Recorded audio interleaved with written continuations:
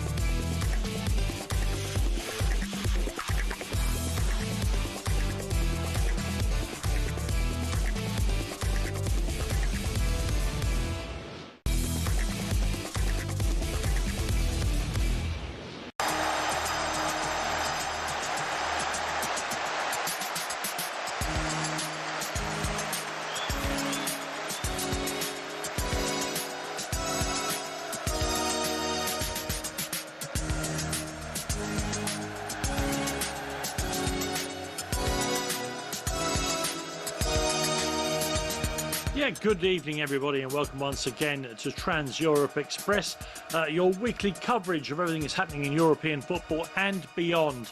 I'm Danny Kelly. With me, as always, is the football guru par excellence, Andy Brassell. And we've got a load of stuff coming up for you over the next 3 hours, all the major stories from across the continent and indeed from South America and beyond. We'll have a review of everything that went on in the Champions League week that saw the Premier League clubs absolutely smacking about their European counterparts. We'll also cover the Europa League and the Conference League. We've got a great guest for you coming up very, very soon, Callum van Oudhuizen, who will tell us what the hell is going on at Ajax. The manager's half in, half out. They got beat again today. Tim Vickery will join us from South America, and Noah Bachner will join us to tell us about the new champions of Sweden. They've never won it before, and they come from a town smaller than your local chip shop. We'll hear about all of that, plus much else besides, in the next 3 hours of Trans-Europe Express. Welcome one, welcome all. Willkommen.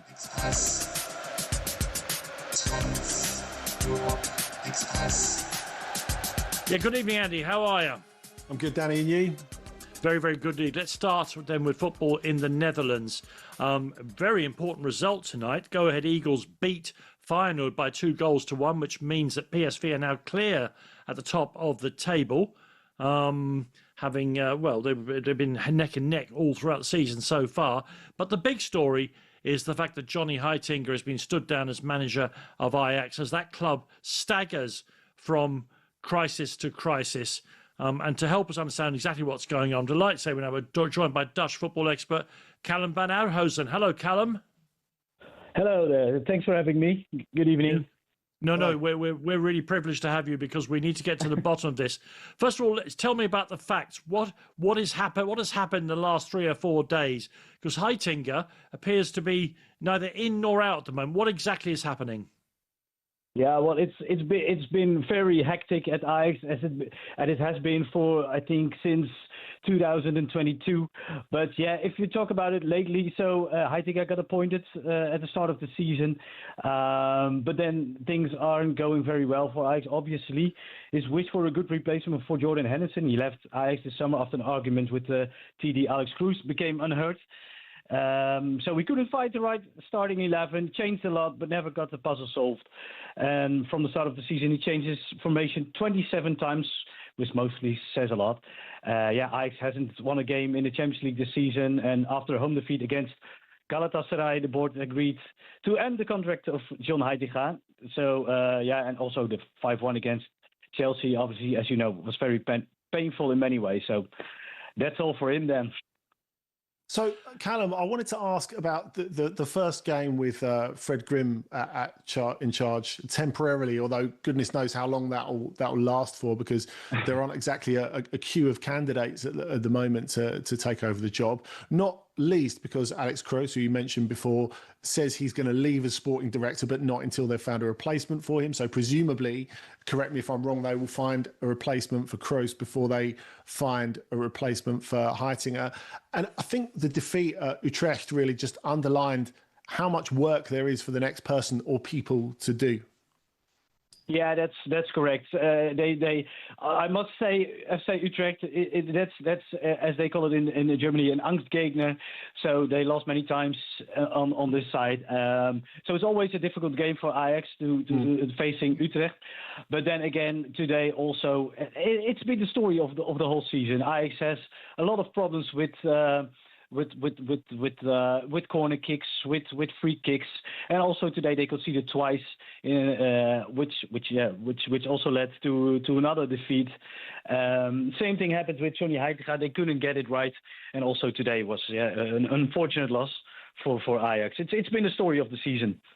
Callum, both Andy and I watched the game because we knew you were coming on this evening. The problem for me is I know, as I say, they've bounced around with managers ever since Erik ten Hag left.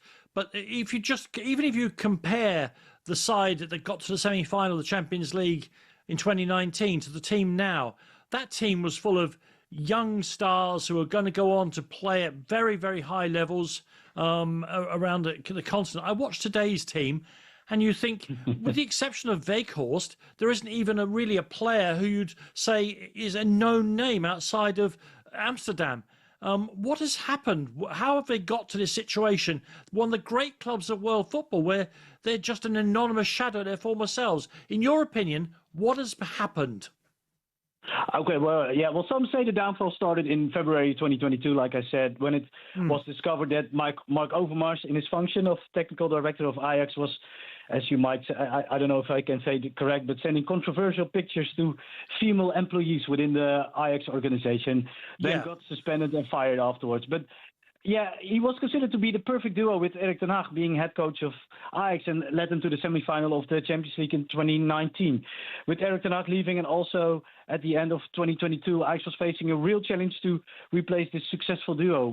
Their successors obviously weren't at the same level. So new managers and technical directors were failing to achieve success, supportive and financially. And it all got worse at the moment the board chose Sven Mislintat, the German called Diamantauge. With his diamond eyes, he discovered players like Aubameyang for Borussia Dortmund. But at Ajax, he bought players for way too much money, gave mediocre players huge salaries, and then the result didn't come. And so then Ajax got in financial trouble, couldn't buy the players they want, and also for managers, as the current situation, the club isn't the ideal for them to lead. So after a new dramatic season in 2024, Ajax ended in 5th position. Can you believe? The new technical director at Ajax, Alex Kroes, chose Francesco Farioli, manager of OGC Nice, as new head coach of Ajax. With him, Ajax didn't play offensively like the fans are used to, but they managed to end 2nd in the league with a poor squad and lost the title in the last 2 games. So, he got into a fight with Alex Kroes about the style of playing, and the Italian manager wanted to set new standards in Amsterdam.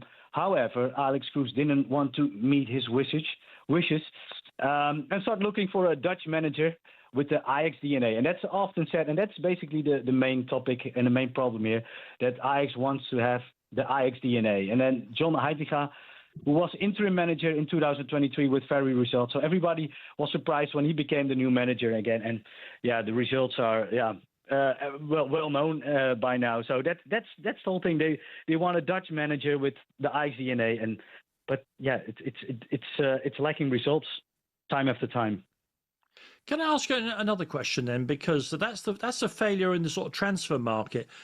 Some years ago, Callum, I went to the to the Ajax Academy, and I was blown away watching the senior international players looking after the young kids, seeing the mini stadium there. It was no surprise to me that Ajax had produced generation after generation of their own brilliant young players. Dutch players, Belgian players, Scandinavian players. Has that pipeline dried up? Well, to be fair, indeed, when 2019, when Mark Overmars was also buying big players, obviously Dusan Tadic, Daley Blind, so all the big players were coming in. So that also leaves less room for the youth players to make it to the first team. So then you have AZ Alkmaar. I don't know if everybody knows that club, but youth players are looking like to other clubs. So especially AZ Alkmaar, who has a great youth academy. So they start swifting to that club to get, so the chances to get to the first 11 of a big team in the Netherlands are bigger in Alkmaar. And that might have been a reason so that Ajax was more focused on buying big players for the first team and giving less chances to the youngsters. And that has evolved. And also, I think they put less attention to the youth academy as well.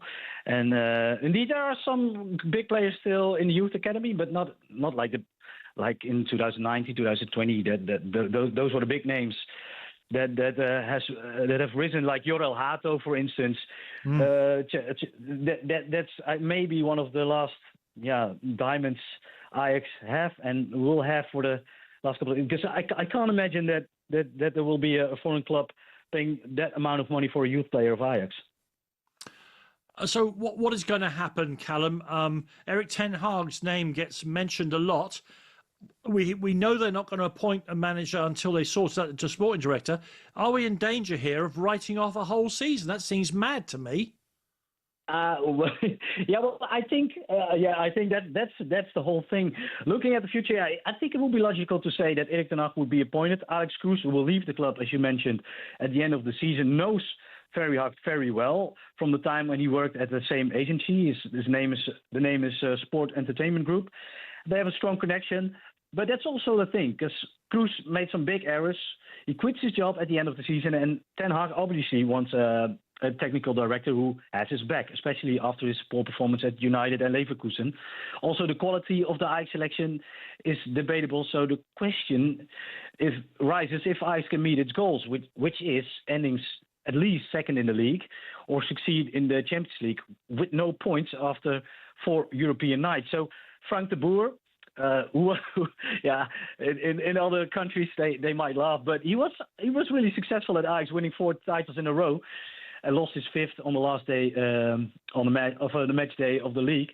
He already said no. The name Inigo Perez frequently pops up, manager of Rayo Vallecano. Belgium sources are mentioning Philippe Clement as the replacement for Heitinga. He got fired at Rangers this year.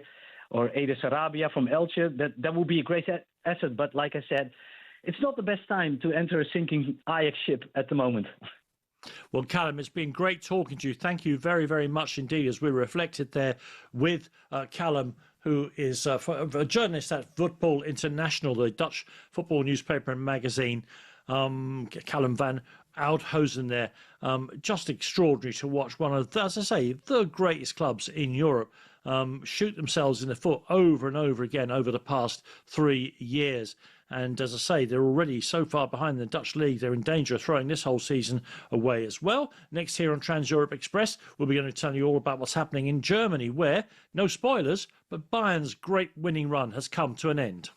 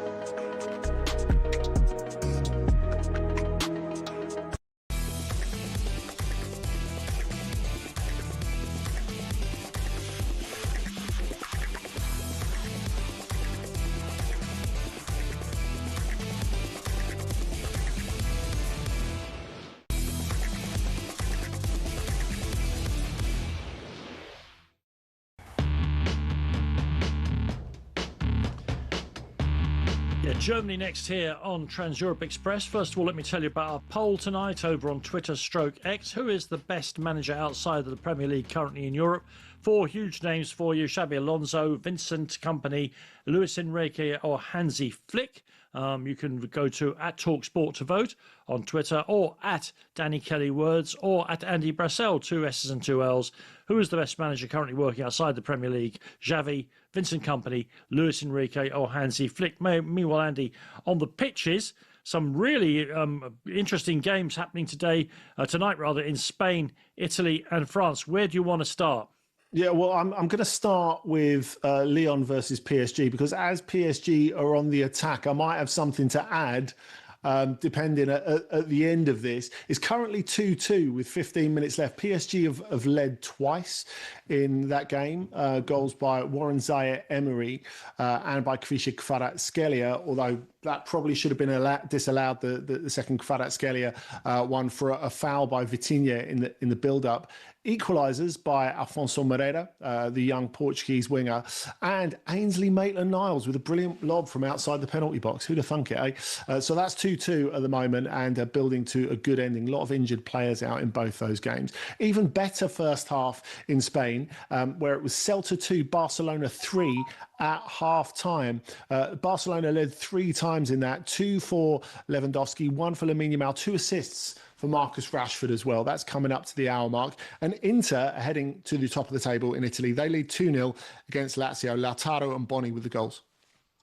Andy, because we overran there because we were so interested in what Callum had to say about the goings on at Ajax, let's turn our attention quickly then to Germany. As I say, Bayern Munich, after their astonishing all-win start to the new season and their amazing victory over the holders in Paris in the Champions League, down to earth with a bump actually in Berlin this weekend.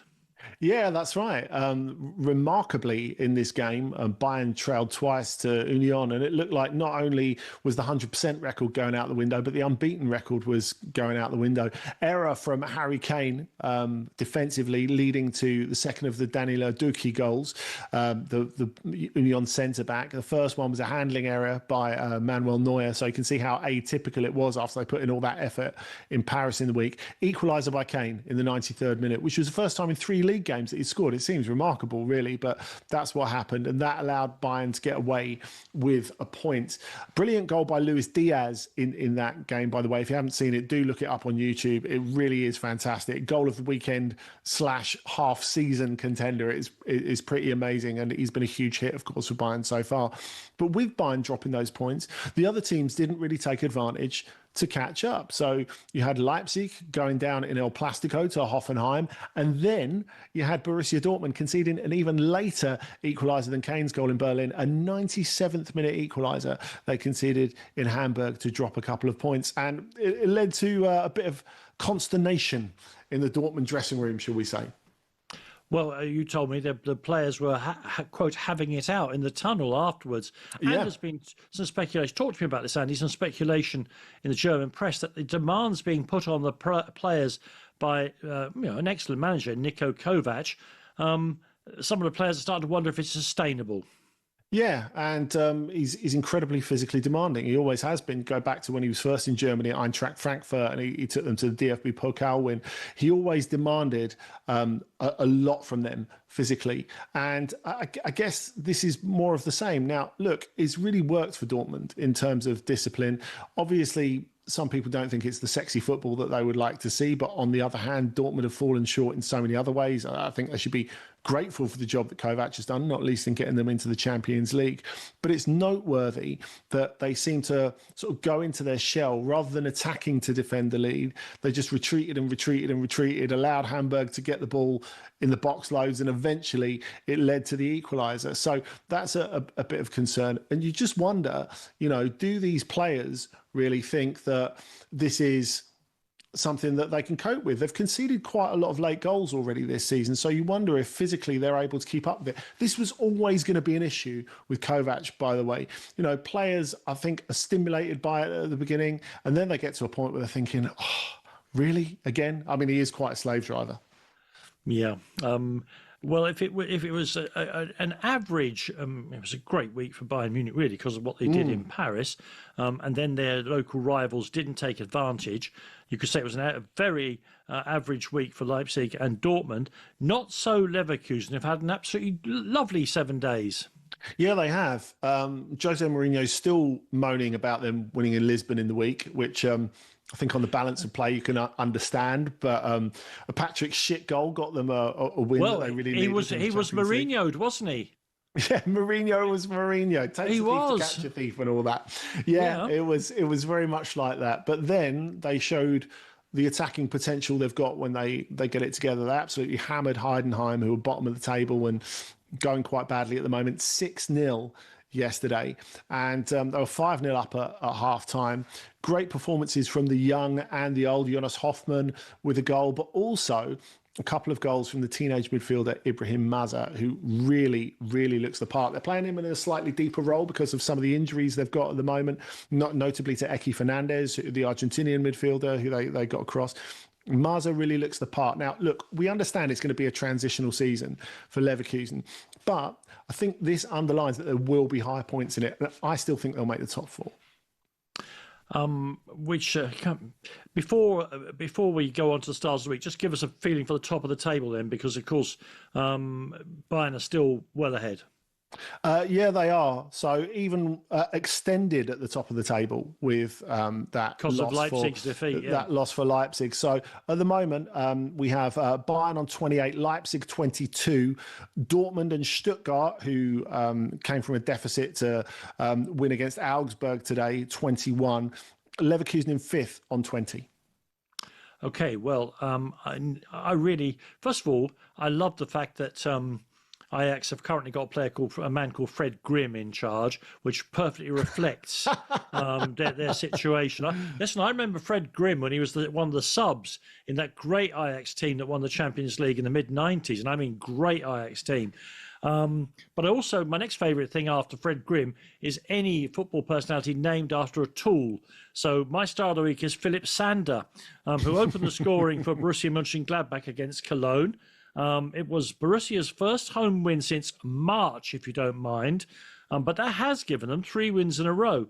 And the caretaker manager, Eugen Polanski, is likely, you tell me, Andy, to get the job full-time now after that excellent run for them. So well done, Philip Sander. Who's your star of the week, Andy, in Germany?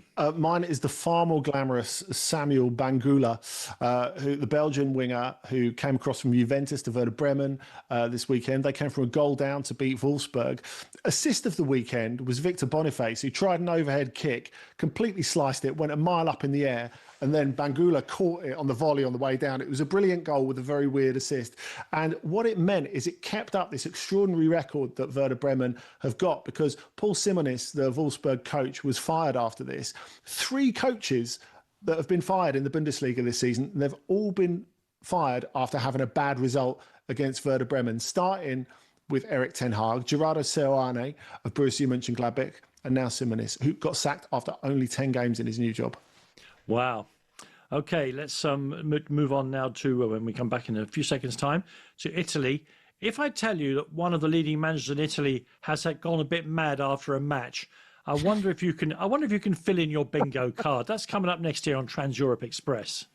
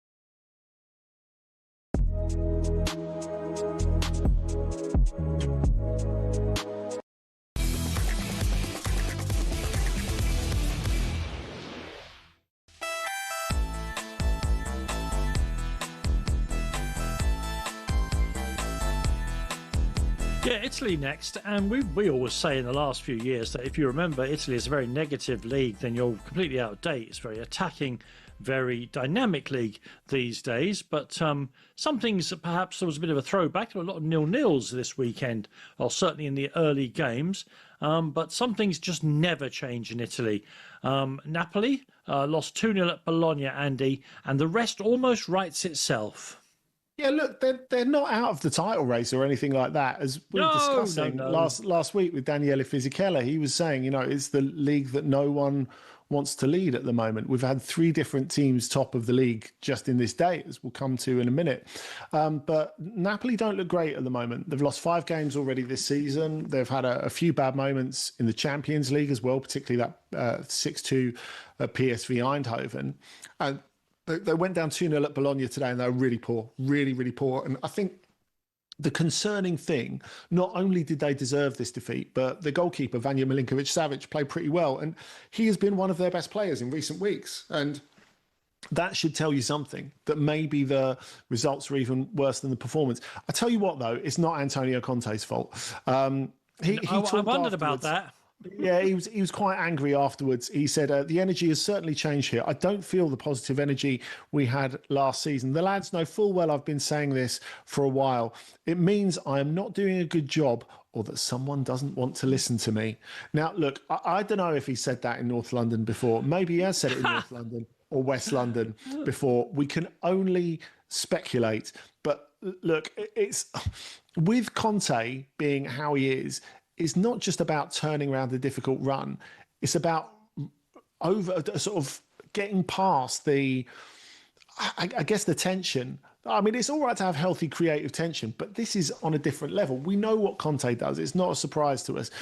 But Napoli don't just need to ride out their difficult spell. They need to come out the other side with the players' relationship with Antonio Conte intact. And that's the danger, isn't it? That it is. What he sees as perfectly subjective comment about what is probably a team that's not doing what he hopes to do.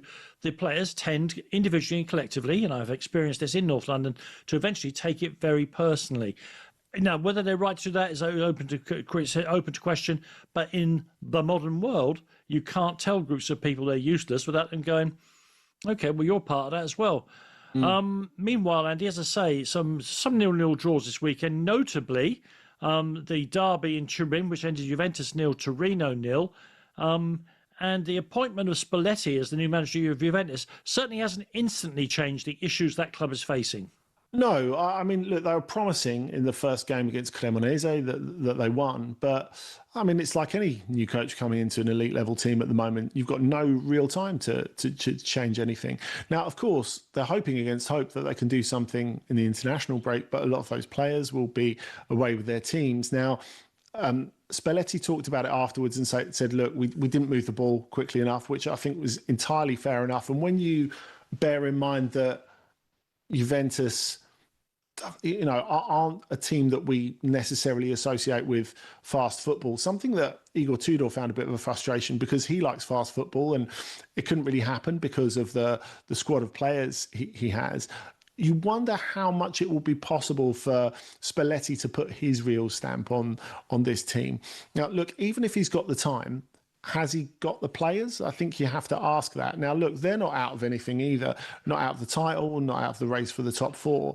But given how many attacking players they've got, that they created so little in this derby game against Torino, and Torino have improved a lot over the last couple of weeks, we have to say that as well, it's a concerning thing. There's no doubt about that. And I think you look at both of those. You look at Juventus and you look at Milan, and you think, we're getting into a spell of repetitive habits now. So you look at Juventus doing the same thing again and again and again with a different coach. And then you look at Milan, who were 2-0 up against Parma away from home yesterday, looking good, ended up coming out with a 2-0 draw, a 2-2 draw. And this is very much the story of Milan's season. You know, they're good enough and they've played well enough, I think, to have a little lead at the top of the table. But they started this day on top of the table. They're not going to finish it on top of the table, and it's because there are too many draws in there.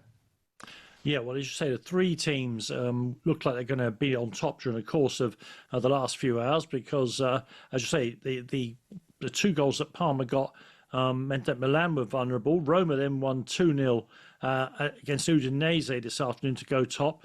But unless something happens pretty extraordinarily in the next 90 seconds, Andy, Inter, who are 2-up against Lazio, and you know they got an early goal here, and then it's not been in all one-way traffic, but No. they found a way to win, which is what they have to do. And if you look at the quality of some of the players they're bringing off their bench, we can reiterate what we think. They have a very good squad, Inter. They ought not to be anything other than favourites here, but they will go top again when the whistle goes, I think, sometime in the next 100 seconds. Meanwhile, Andy, let's talk, while we're waiting for that to happen, let's talk about Alvaro Morata. Now, this is a player who is captain of the team who are currently favourites to win the World Cup. He is Spain's captain, of course. He's also the captain at Como, his newish club, who must have had great faith in him to make him skipper, but he's having a terrible time. Is that fair to say? Yeah, we'll get to that. Just before we do that, a couple of updates in the games we've got. It's now Celta 2, Barcelona 4. Hat-trick for Robert Lewandowski on his return to the 11. And a hat-trick of assists for Marcus Rashford as well, who set up that Lamine Yamal goal that put them in front at the end of the first half. It was his corner that was just headed in at the near post by Robert Lewandowski. Also, all hands to the pump for Lyon in stoppage time of that game against PSG. Still 2-2 in stoppage time. Nicolas Tagliafico has been sent off for a second yellow card. So they're defending with 10 men. But look, I think the Morata thing is really interesting. You can't judge him just on goals, of course, because he is someone who gives something else. He gives leadership. He gives experience to those younger players. And he's really appreciated for that. But having said that, they would quite like some goals out of him as well. And, you know, he's always given the impression of being a little fragile. He missed that penalty the other week that could have won them the game at Napoli. And yet he has got himself in a situation where he's clearly not feeling his best at the moment. He had this row when in the 0-0 draw with Cagliari, another 0-0 draw, that's right, with Cagliari yesterday with Yerry Mina, formerly of Everton. And he took off his captain's armband and asked to be substituted, which is something that you very rarely see. So clearly they'd really got under his skin there. So, you know, the club have full faith behind him, but by the same token, it's clear that he needs to give something a little bit more. And maybe the international break has come at just the right time. It looks as if PSG will be going into the international break clear on top of the table. By the way, they've got what must certainly be a winner following that following that second yellow card for Nicolas Tagliafico. Corner from the left-hand side, headed in by João Neves, back in the team, playing brilliantly to head in a winner. Lyon 2, PSG 3. Andy, that was very professional the way you did that, given your feelings for Lyon. And we have new leaders in Italy, Andy. The final whistle has gone. Yeah, there we go. So today we've had Milan, we've had Roma, who beat Udinese 2-0. What a mean defence they've got, by the way. And now Inter, the team who probably should always be up there. Yes, right. Let's do our stars of the week in Italy. Now, if my star of the week, Philip Sander, had caused one manager to get his job, my star of the week in Italy is very likely to have unseated another. And it is another manager, actually. Fabio Grosso is my star of the week. I mean, absolutely dreadful time at Lyon, but you can say that about nearly every manager. Sorry, Andy. But at Sassuolo, he's moving along nicely. They won 3-0 at Atalanta. At Atalanta, if you don't mind. And I'm afraid that means that Ivan Juric, the ever downtrodden-looking manager of Atalanta, may well be seeing the exit door once again being sharply opened for him. So that looks like the end of Ivan Juric, who's not having a very good calendar year, is he? Andy, who's your star of the week in Italy? Yeah, that's right. And it looks like he'll be replaced by Raffaele Palladino, the former Fiorentina coach. Of course, they've had a change of coach as well, Fiorentina, recently, with Stefano Pioli going this week. My star of the week is Idrissa Toure, who scored the winner for Pisa, promoted Pisa to get them their first win in the top flight in many, many years. First win of the season to beat Cremonese this weekend. By the way, full-time in France. Lyon 2, PSG 3. Andy, I always want to hear that Pisa have scored with a towering header, but you never say it for me. So keep trying, mate. When we come back, we'll talk about everything that's going on in France, including that late winner for Paris Saint-Germain.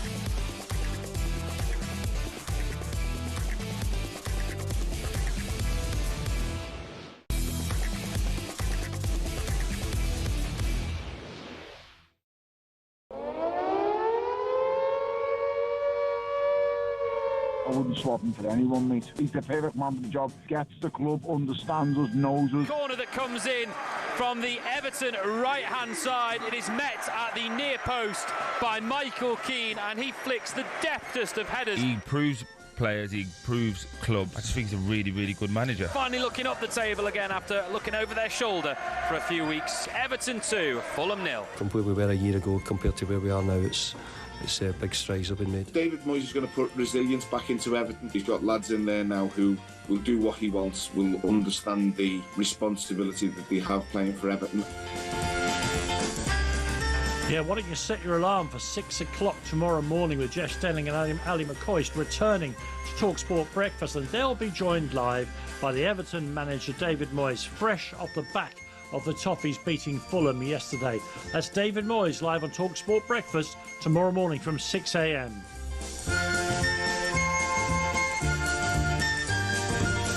So Andy, we turn now to France. Our headline is a bit daring. No, I better not say it in case too many people speak French.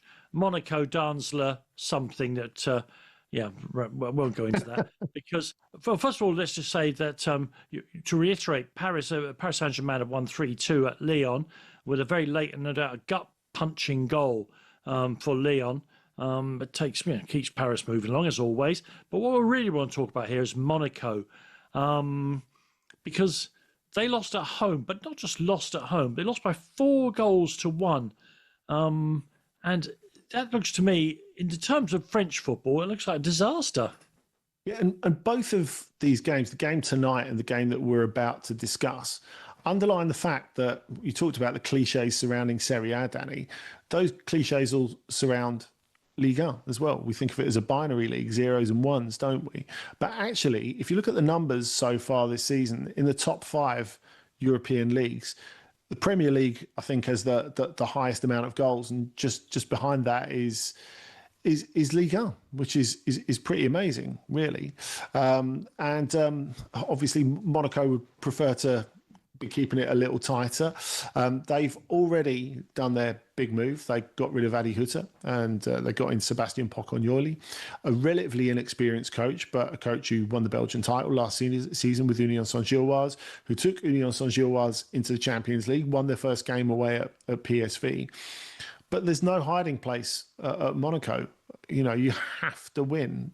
We think of it as being not many fans, so there's not that much pressure. I think we've talked about this in recent weeks. You think of Russian owner and royal involvement, that is a lot of pressure. They're expected to win stuff. And Pocognoli's had a tricky start. Of course, he's still dealing with Champions League for the first time in his career. This is his first Champions League campaign. He's undertaken it with 2 different clubs.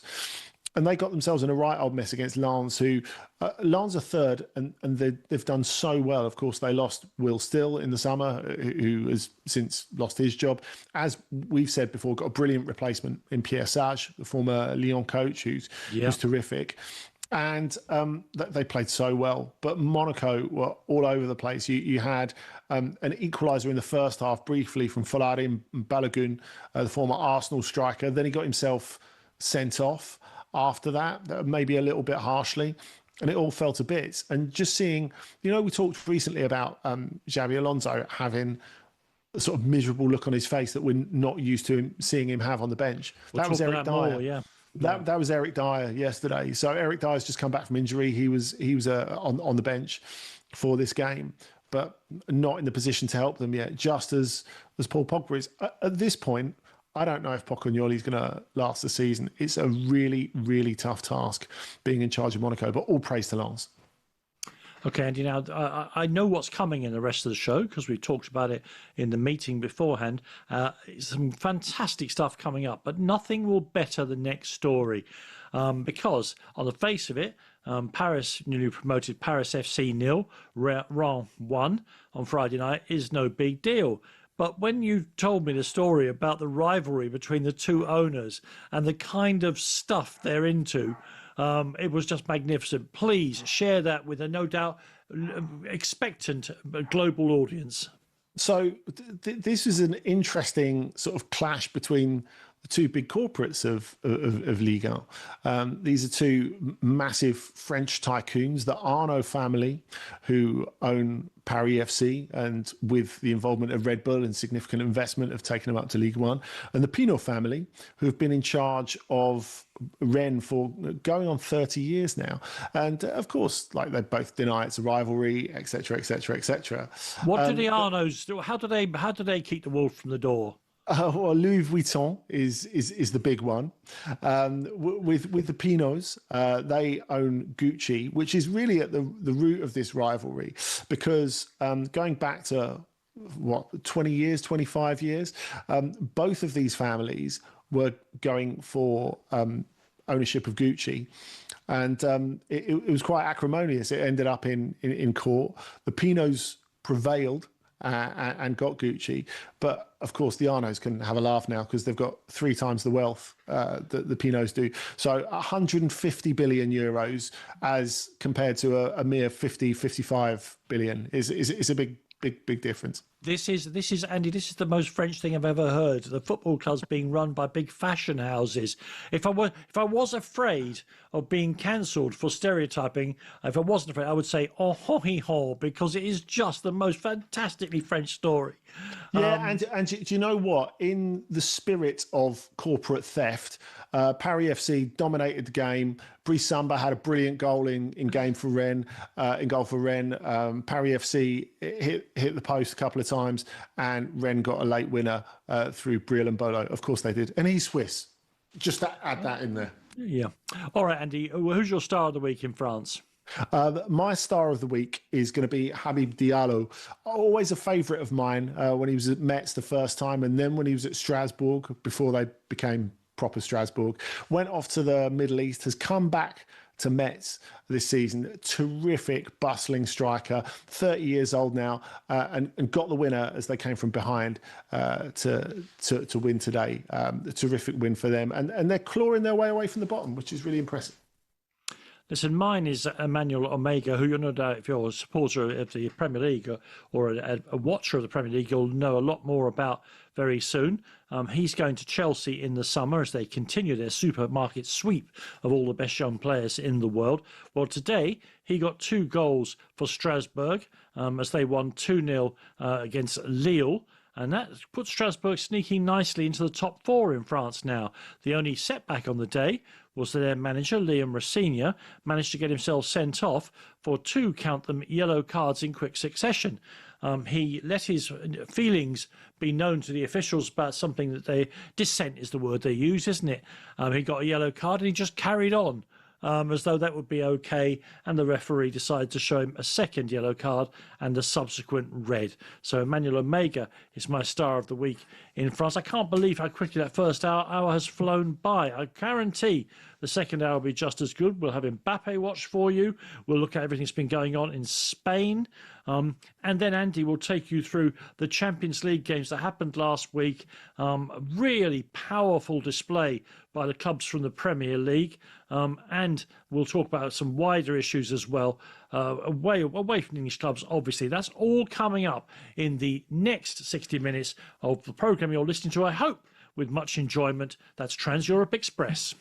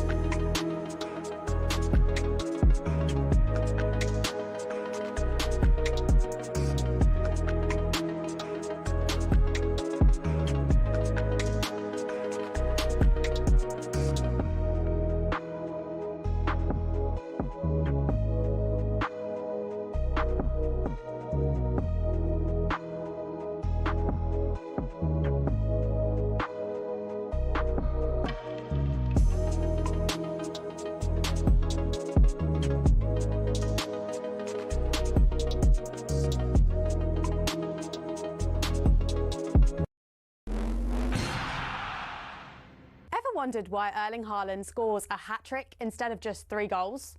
Why Darwin Núñez is said to have missed a sitter rather than just missing a really easy shot?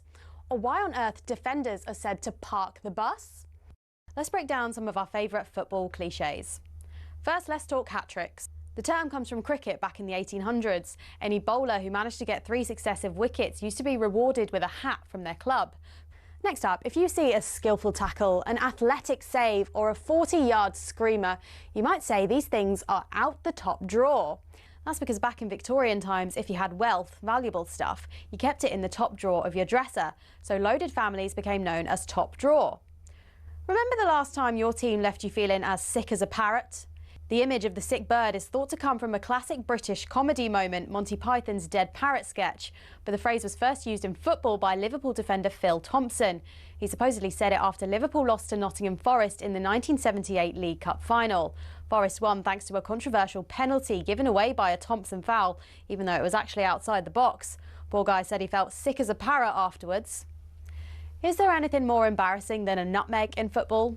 Weird name, but it's actually related to the trading of nutmeg, the spice. It was so expensive back in the day that corrupt exporters used to try and mix in a bit of wood in with the nutmeg to cut their costs.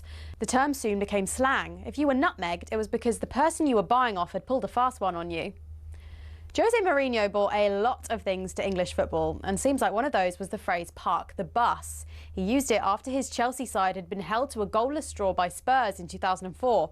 Tottenham had been extremely defensive, not trying to score, but making sure Chelsea couldn't either. Mourinho actually said, "They brought the bus and left the bus in front of the goal," as we say in my country. Finally, another phrase that actually comes from cricket. Footballers are said to have missed a sitter if they miss an easy chance. In the late 19th century, it was used in cricket to describe a moment when a fielder failed to take a catch which was so easy they should have been able to catch it sitting down. So there you have it, some of your favourite footballing cliches. And if you think this video is all over, well, it is now.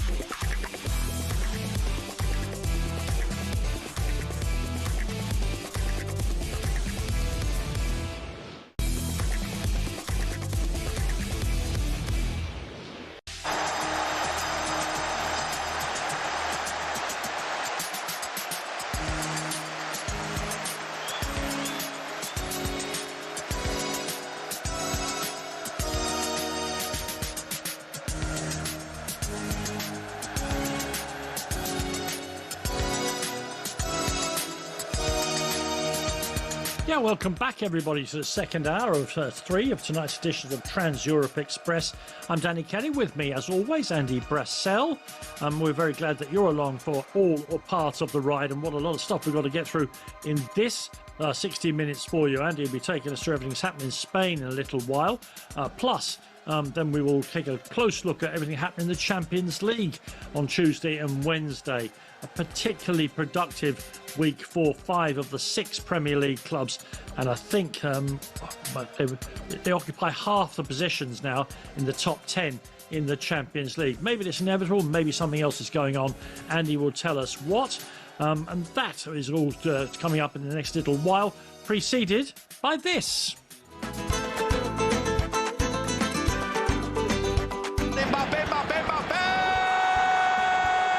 Carrière, le Paris Saint-Germain, Mbappé!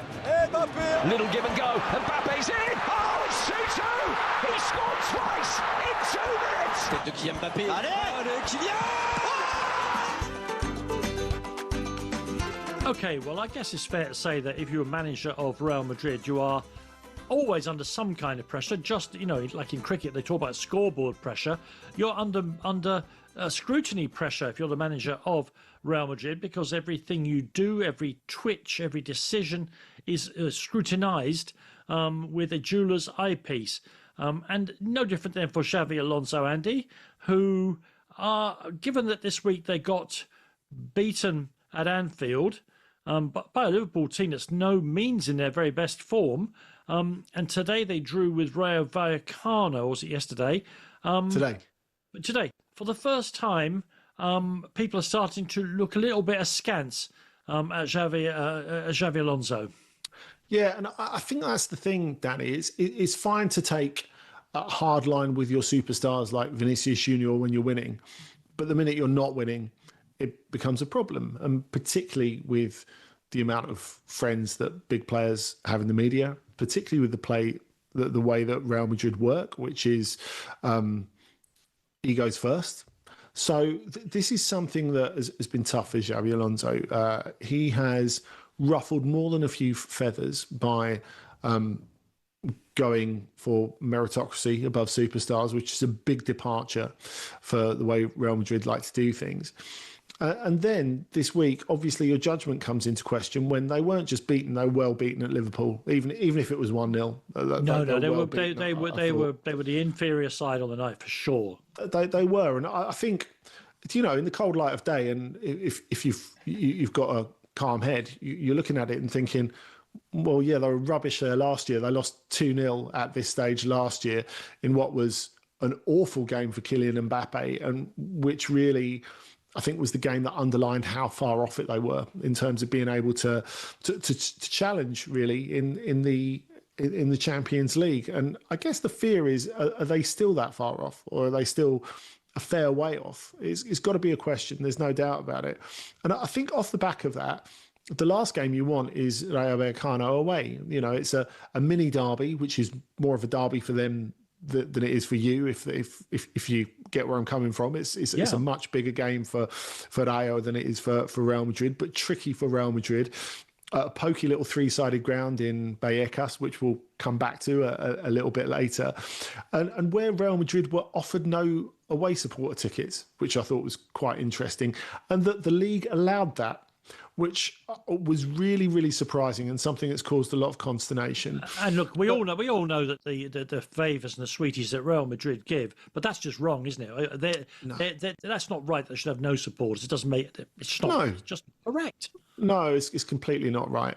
But I think you look at the game where they created some chances, but not a ton. So they could have won the game, but it wasn't a travesty that they didn't. There were some chances for Rayo as well. And it doesn't take much to shake confidence at Real Madrid.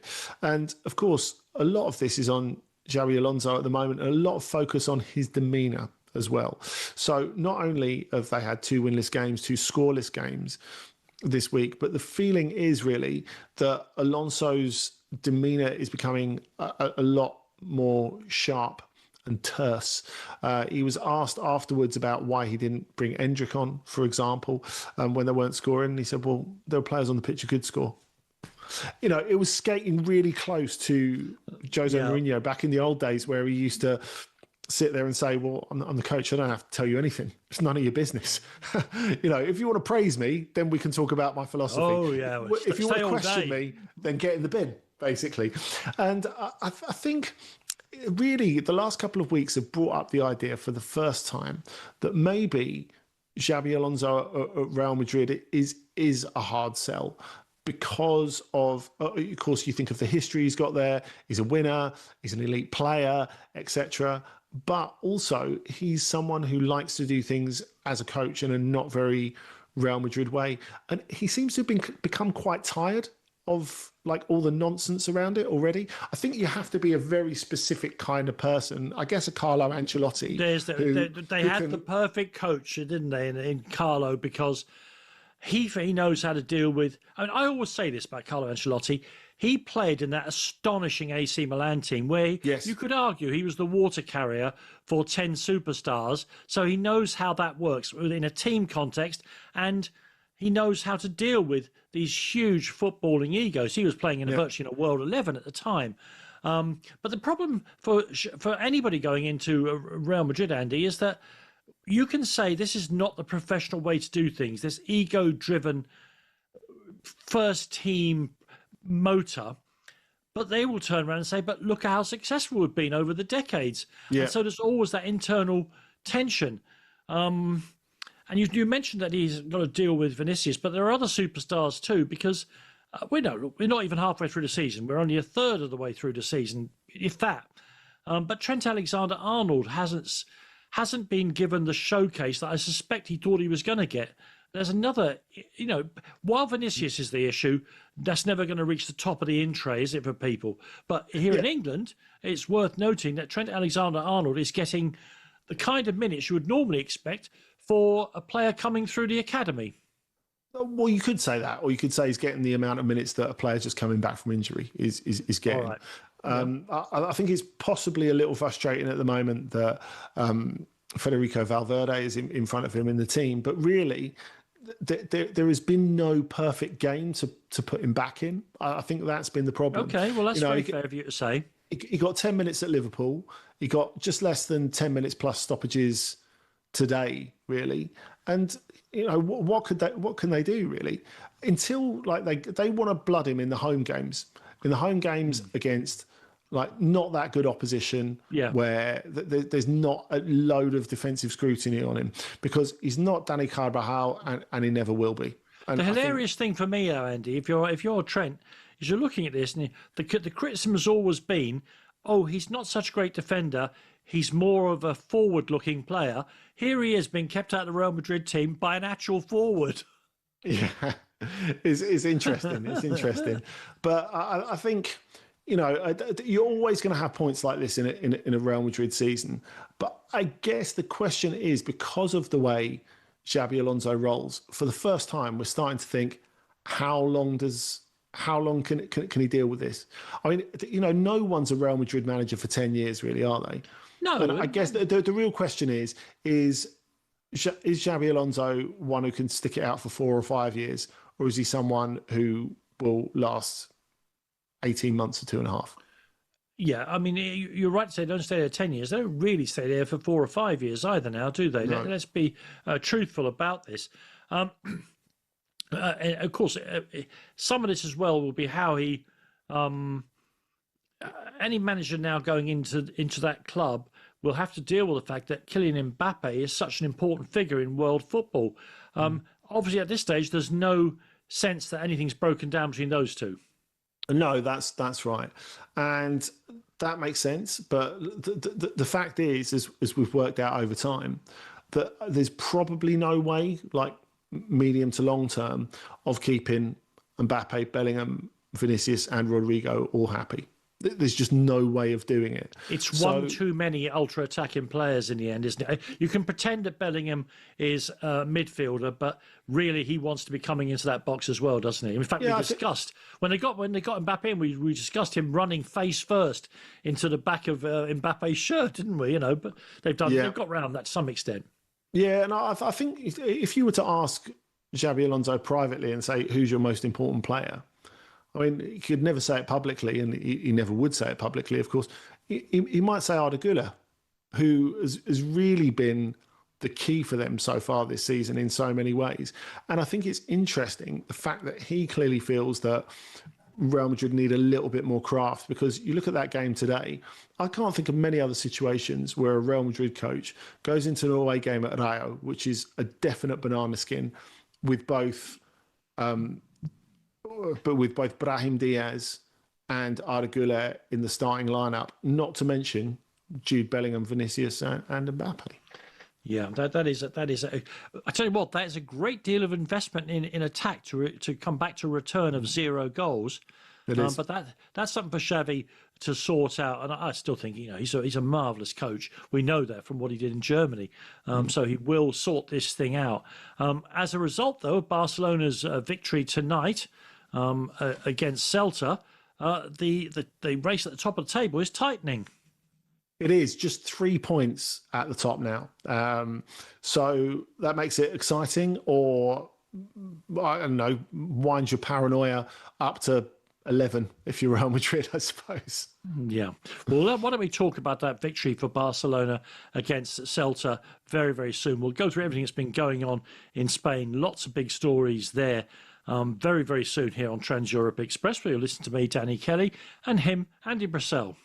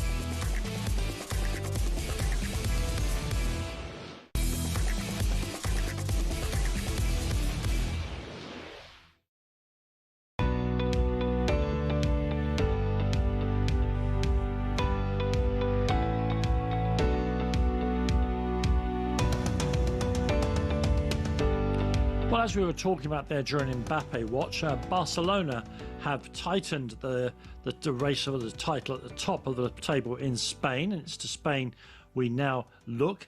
A 4-2 win at Celta, who've been in very good form, Andy, means that's a terrific win for Barcelona, but almost not the most important thing that's happened to them this week, because in the ever-changing world of what's happening with their stadium, we had signs of real progress in the last 7 days. Yeah, we did. An open training session at the Camp Nou this week in front of 22,000 people, which obviously underlined that it's close to being reopened. The hope is for Barcelona that they're going to have their 2 home games in the back end of November at Camp Nou, albeit with a reduced capacity of under 30,000.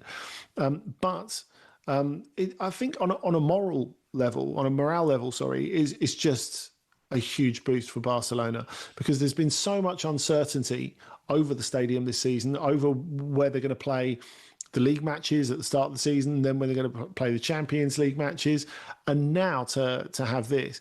Obviously, there's a financial thing attached to it as well. Sure. But just for the feeling that the supporters get off it, I think it's so important for Barcelona and gives them a massive lift in this season at just the right time.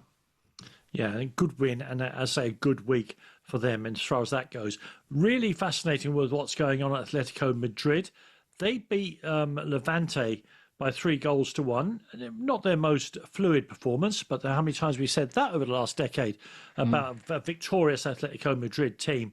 But Andy, saved again, to some extent, by a player who they were happy to lose during the summer in the form of Antoine Griezmann, but a player who, if his public utterances are to be believed, is there for the long haul. Yeah, he is. And the feeling more and more is that he's not leaving without a league title. Of course, we know that eventually he's destined for MLS. And one wondered even if it would be this winter. So he's ready for the 2026 season in the MLS. But he's saying, no, I want to stay here and win the league title that I didn't win. Because remember, the last 2 times they've won the league title were the year before he arrived. And then when he was off for his little sojourn at Barcelona, and Luis Suarez was leaving the line. So it means an enormous amount to him. He's written his name in the club's history books in a number of different ways. And he underlined as well, I think, in this game, just how important he still is, not just in a good guy to have in the dressing room sort of deal, but actually that he can contribute on the pitch still.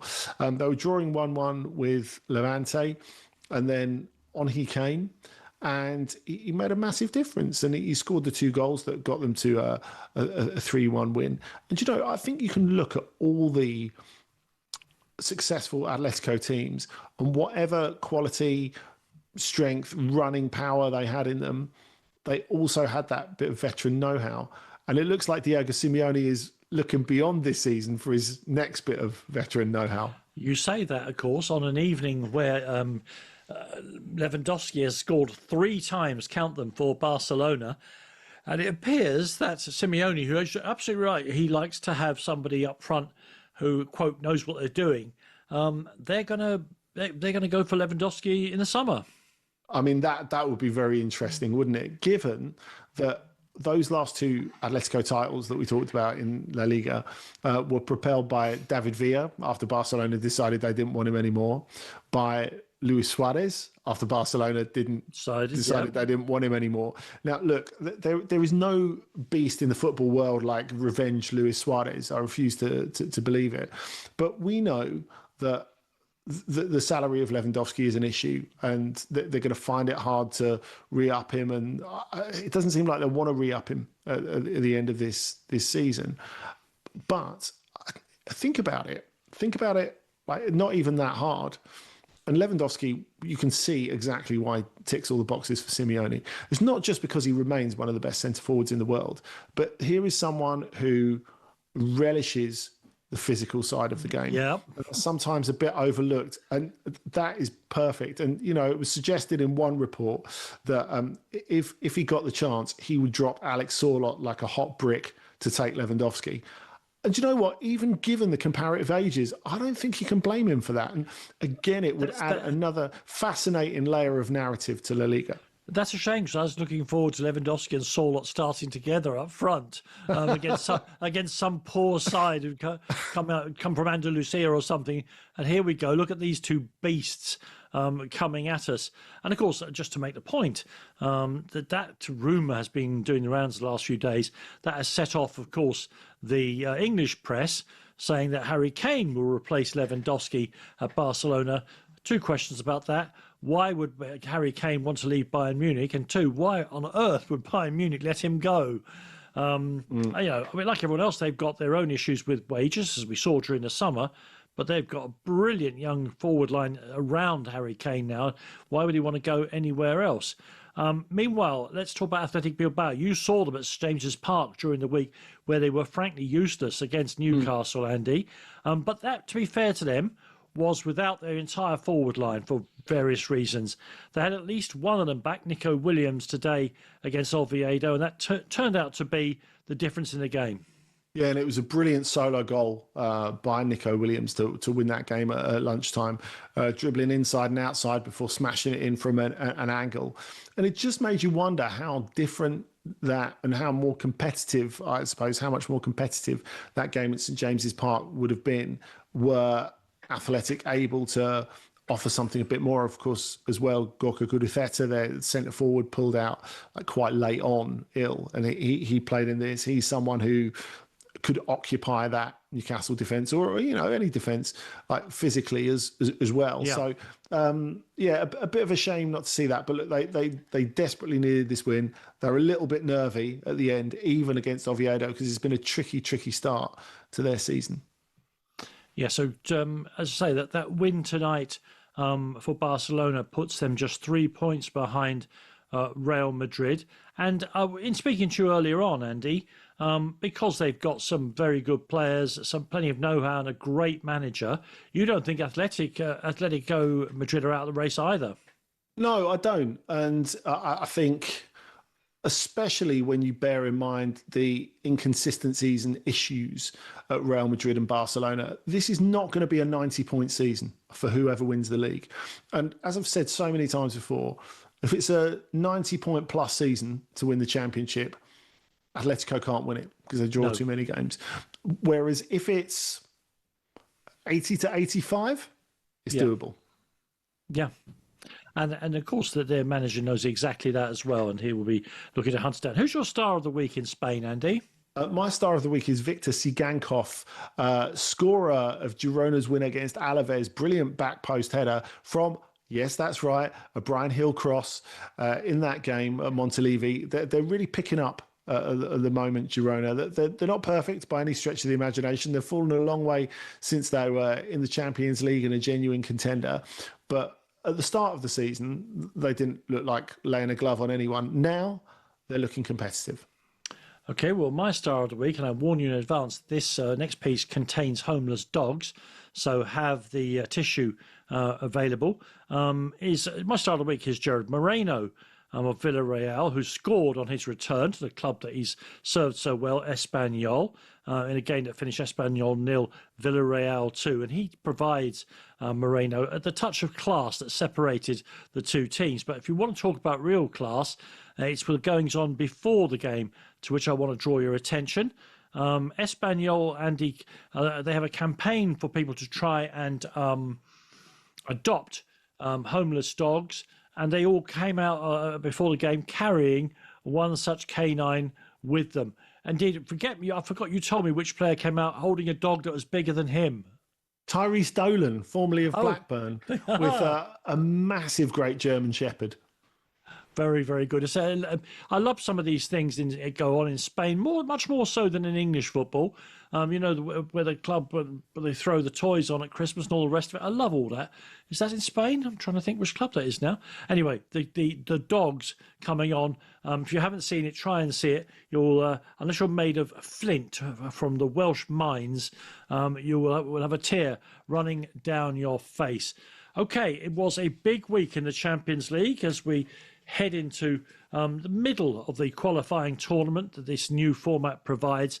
And it was a great week for the English clubs. And we'll talk about that next here on Trans Europe Express.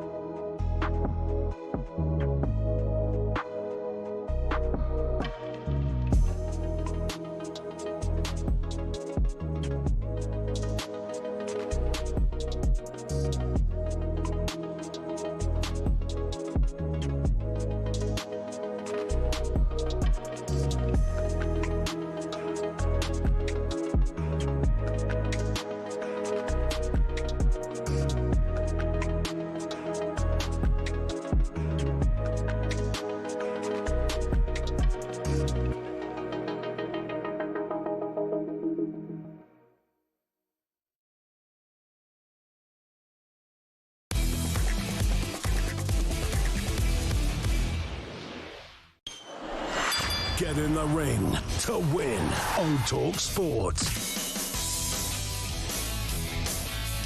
Yeah, we've got a new prize up for grabs. We're giving you the chance to win 2 tickets to the highly anticipated rematch between Chris Eubank Jr. and Conor Benn at the Tottenham Hotspur Stadium on Saturday the 15th of November.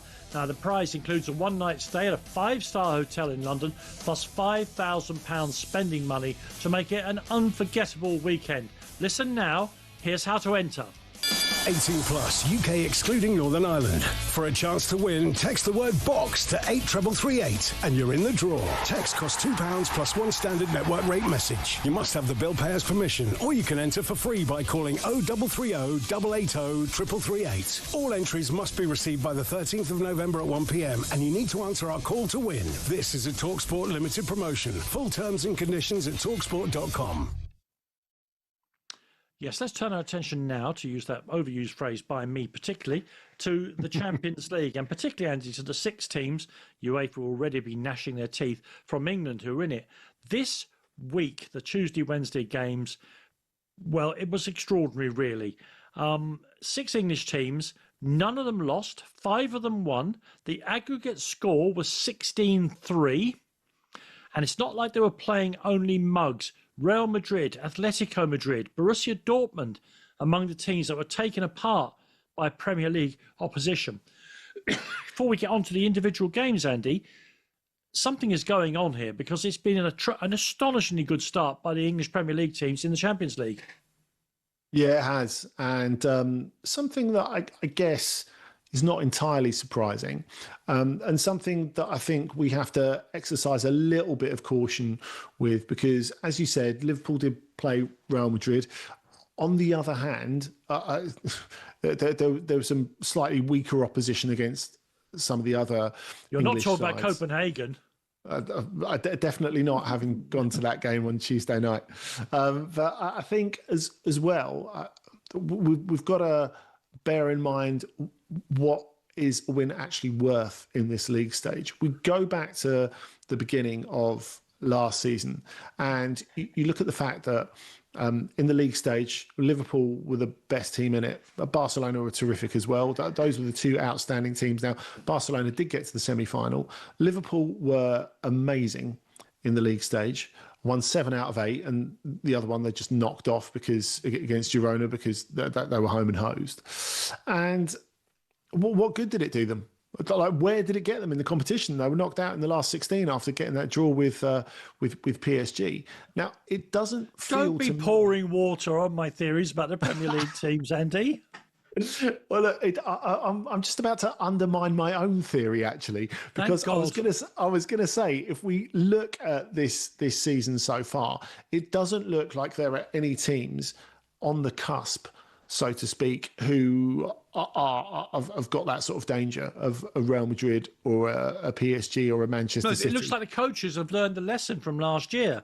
It does, big time. Required, yeah. And I think if you look at the teams, let's look at the teams that are 23rd to 27th at the moment in the table. So 23rd, you've got Eintracht Frankfurt, 24th Napoli, 25th Marseille, 26th Juventus, who's still not won in the Champions League yet this season, and 27th Athletic. I think you're happy with any of those if you're a big Premier League team. So there has been a reshuffle and reordering so far of the league stage as well. Yeah, and some of this is to do, Andy, I've written recently about the sheer size and physical power of Premier League teams, which has been transformed over the past 18 months. Something has told them from their data analysis that, of course, you're still going to need technically brilliant players. And of course, if you're as good as Maradona or as good as Messi, your size doesn't matter. In fact, it's an advantage to you. There's less of you to kick. But some of this was just incredible, watching the physical power of the Premier League teams. Now, look, all right, I'm going to say it. You were at the Tottenham Hotspur Stadium. Just Mickey van der Ven's goal, incidentally, by the way, I have to say this, I presume it'll win the Puskas, and that'll be the 3rd year in 6 that Tottenham, for all their faults, have won the Puskas. But as an example of the kind of athletes that the English clubs are bringing to these matches, it couldn't have been matched. Yeah, my favourite part... Did you jump up and cheer by the end of it? that run. Well, the bit that I cheered was in the celebration, because what I particularly enjoyed is where Brennan Johnson had been red carded, of course, just before that, and Vicario thought he'd take the opportunity to, have a little injury break. Take the pace out of the game. I thought he was actually hurt, Andy, because I'm a mug. Funnily enough, the person next to me said, I think you're being harsh. He's genuinely hurt. Right until he ran faster than Van der Ven to join in the celebration at the end. But look, you've even got athletes in goal. That's where it's at the moment. And look, I felt like it was the same thing, the game I was at Wednesday night between Newcastle and Athletic, that little bit of extra physical power. And, they did their best, Athletic, to try and undermine that by taking it in turns, really, to go after Sandro Tonali, and it didn't work because he was still the best player on the pitch. But I think it is just, if you've got that a bit of extra quality as well as the extra power, because it is about quality as well, as you said. I think it is about riding those spells of momentum, like we've said before in the Champions League. It's not about dominating game from minute 1 to minute 90. You can't. And Most of these teams are too good for that, yeah. I thought actually Arsenal winning at Slavia Prague was quite a good example of that. Slavia were quite presentable for a lot of that game. But then when Arsenal turned it up, they really turned it up, I thought. Yeah, the exception to the rule was Chelsea, but let's be honest, the distance to Karabag, they got a 2-2 draw there, and because Karabag are not the worst team by any means, we mustn't be underestimating these sides just because they don't have English names. A 2-2 draw that far east, it's never the worst thing. You come away from there, it's been a lot of travelling for 1 point, but the travel itself is enough to put you back on your heels. Agreed. And look, Karabag are technically excellent. I think we have to say that. They've got a much better side and a less naive side than they did in the Europa League last year. Of course, they've got tons of UEFA club competition experience. But the remarkable thing is, you think they won the first 2 games. They led for 44 minutes in the third game at Athletic, and then they led against Chelsea. So with a bit of rub, they could be sitting on 12 points, which is mad, really, isn't it? The other team I want to talk about is Manchester City. We saw today where they effectively dismantled the champions of England. It's almost hard to call Liverpool that, the kind of form they started in this year. But they also beat Dortmund by 4-1. And the early season jitters around Manchester City, once again, they're great, an astonishing manager. 1,000 managerial games marked today. Guardiola finds a way to rebuild his teams, and this one looks like it's rebuilding pretty quickly. He does, but he's kind of reinvented himself partially as well. And I think sometimes we don't recognise that. We think of Pep Guardiola's style and philosophy being as it is, but he did adjust it when he got to the Bundesliga, and he adjusted it a bit after the first season at Manchester City as well. And it seems as if he's adjusted it again. I mean, you look at that game against Dortmund, in which they were ruthless and they so well used their excellent extra attacking quality. They had less than 50% possession in a home game against Borussia Dortmund, which that is not very Pep, is it? No, it's not. But I think it's very new Pep. I found it very, very interesting that they're continuing to do this. And, I think sometimes when you're a coach with such garlanded philosophy and reputation, people have this image of you that's never going to change. But the reason that he's still able to be successful into his second decade of coaching at the elite level in Europe is because he's changing. Because if you don't change, then you have diminishing returns, don't you? But that's what Guardiola's managing to avoid. Yeah, and finally, Andy, you mentioned you saw the game between Newcastle and Atletico. Newcastle's problem domestically, and it'll come home to bite them as well in Europe, is that their form at St James's Park, shouted on by over 50,000 fanatics every couple of weeks, is just not matched by their away form. I mean, I don't ask you necessarily to comment on Premier League matters on here, but they just can't go on the way they are away from home, can they?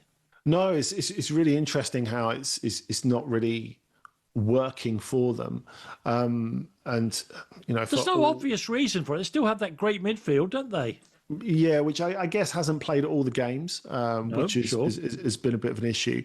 I think maybe the other issue is, brilliant as Nick Voltemada is, they can't get up the pitch quite as quickly. He's not a traditional target man, is he? As they did before. Yeah, I think that makes a difference.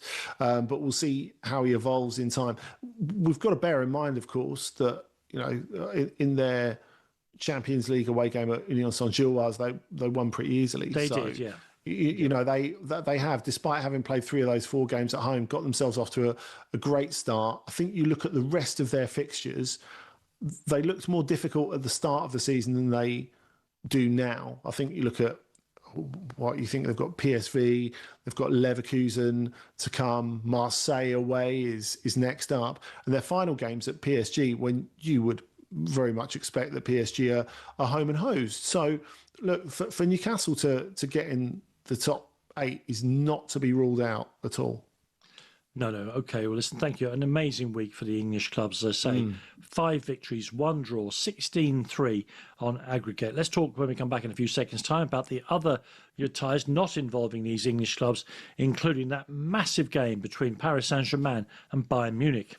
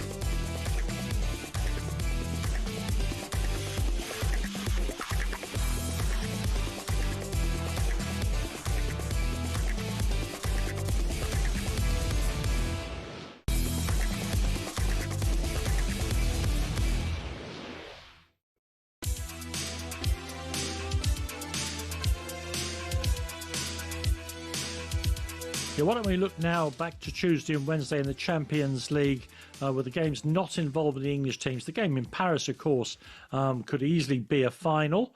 The current champions against Bayern Munich. Paris lost, PSG lost 2-1 to Bayern in what turned out, Andy, to be, and you're right to say, there's nothing is won or lost in October and November in the Champions League. That's absolutely correct. This was a statement by Bayern, and it turned out in different ways to be the Luis Diaz show.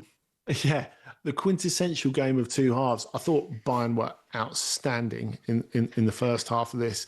The way they got after PSG, the way they reduced Marquinhos to jelly, the way Luis Diaz took his goals, and then the nerve they had protesting his red card when, bear in mind that Achraf Hakimi is going to be out for 6 weeks after that horrible tackle. And I mean, if there's any consolation for PSG, it's that firstly, that injury's not come in March or April.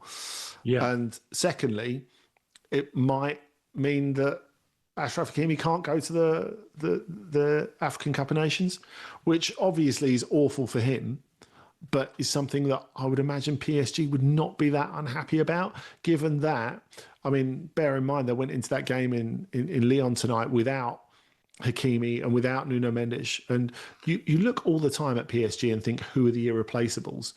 Those two are up there, aren't they? As absolute irreplaceables. Well, what do you do about the best pair of fullbacks in the world, Exactly.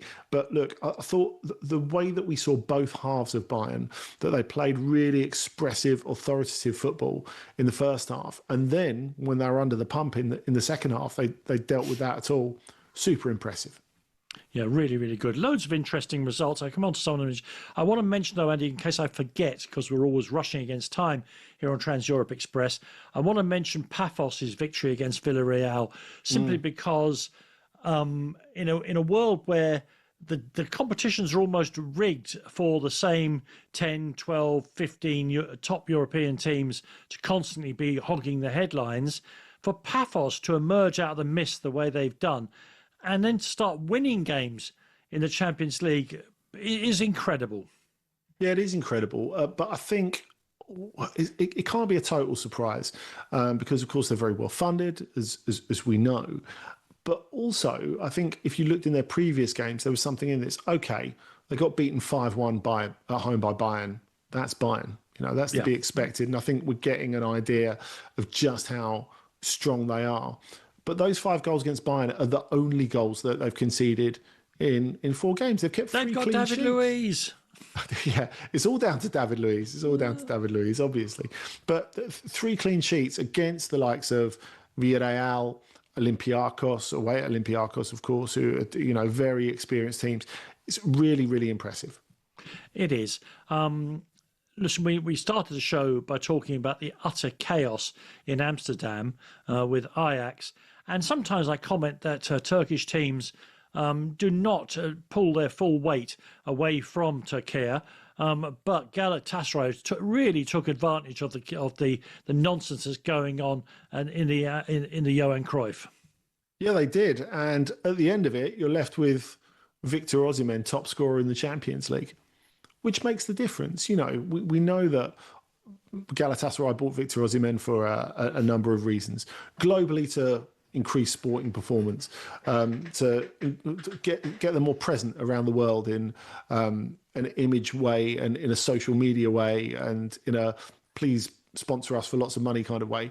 But I think really, if you're looking at it from a sporting angle, this is exactly what they needed Osimhen for, to lift them that little bit higher on a Champions League night. He's there now after that hat-trick. And by the way, Remco Pasveer, the 42-year-old goalkeeper, turned 42 this week, goalkeeper of Ajax. He had a really good game. And Osimhen with his fantastic grey ponytail. Yes, exactly. We'd love to see it. And yeah. Look, honestly, they could have scored, Osimhen could have scored 5 or 6, never mind Galatasaray as a whole.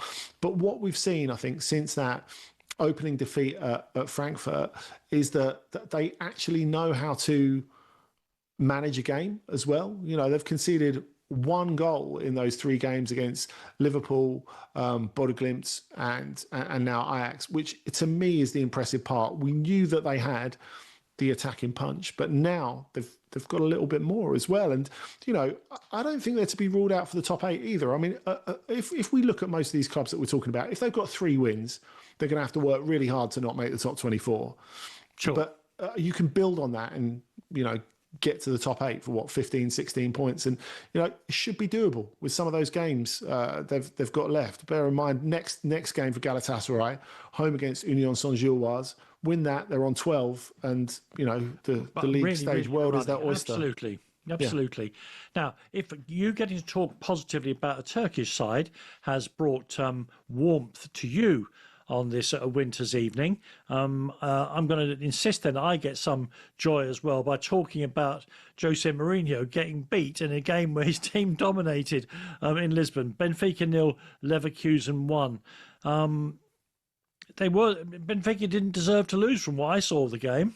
No, they didn't. If I can briefly read you some of the stats here, 21 shots for Benfica as opposed to 7 for Bayer Leverkusen. Mourinho talked afterwards about how happy he was with the performance and how the one goal for Patrick Schick came from an error, which is absolutely true. But yeah, they just can't catch a break. Neither they nor Ajax can catch a break in the Champions League. Now, I would have to say that globally, Benfica have played better in these games than Ajax, but it's not much of a competition, really. It's sad to see both of them in this sort of state in the Champions League. Now, I know we've been doing this show for a very long time, Danny. You're used to my eyes wandering in various directions to various screens while we're talking. It's not rudeness. I'm just keeping my eye on about 3 things at the same time and watching the basketball as well. But look, if my eyes wandered at the end of the last section, it's because there's another bit of Mourinho magic to tell you about from tonight. Later on in the show, we'll get to that in other leagues. Thank you very, very much indeed. And if that was a bad result for one Lisbon team, Sporting going to Juventus and getting a 1-1 draw was the opposite end of the scale. That's a very good result, I think. Yeah, and they started like a train. Araujo getting that early goal, then Trincao hitting the crossbar, all in the first quarter of an hour. And after they conceded an equaliser, they defended smartly. I thought they defended really, really well. Rui Silva had a great game in goal. And just another little frustration for Juventus, because I think they've come out of that thinking, yeah, we played pretty well actually, but they still didn't quite get it done. And I this new format has its faults, but I'm enjoying the kind of freedom it's given some of these teams, because not every result is absolutely critical. And so you get a game like you saw in Belgium, Brugge 3, Barcelona 3.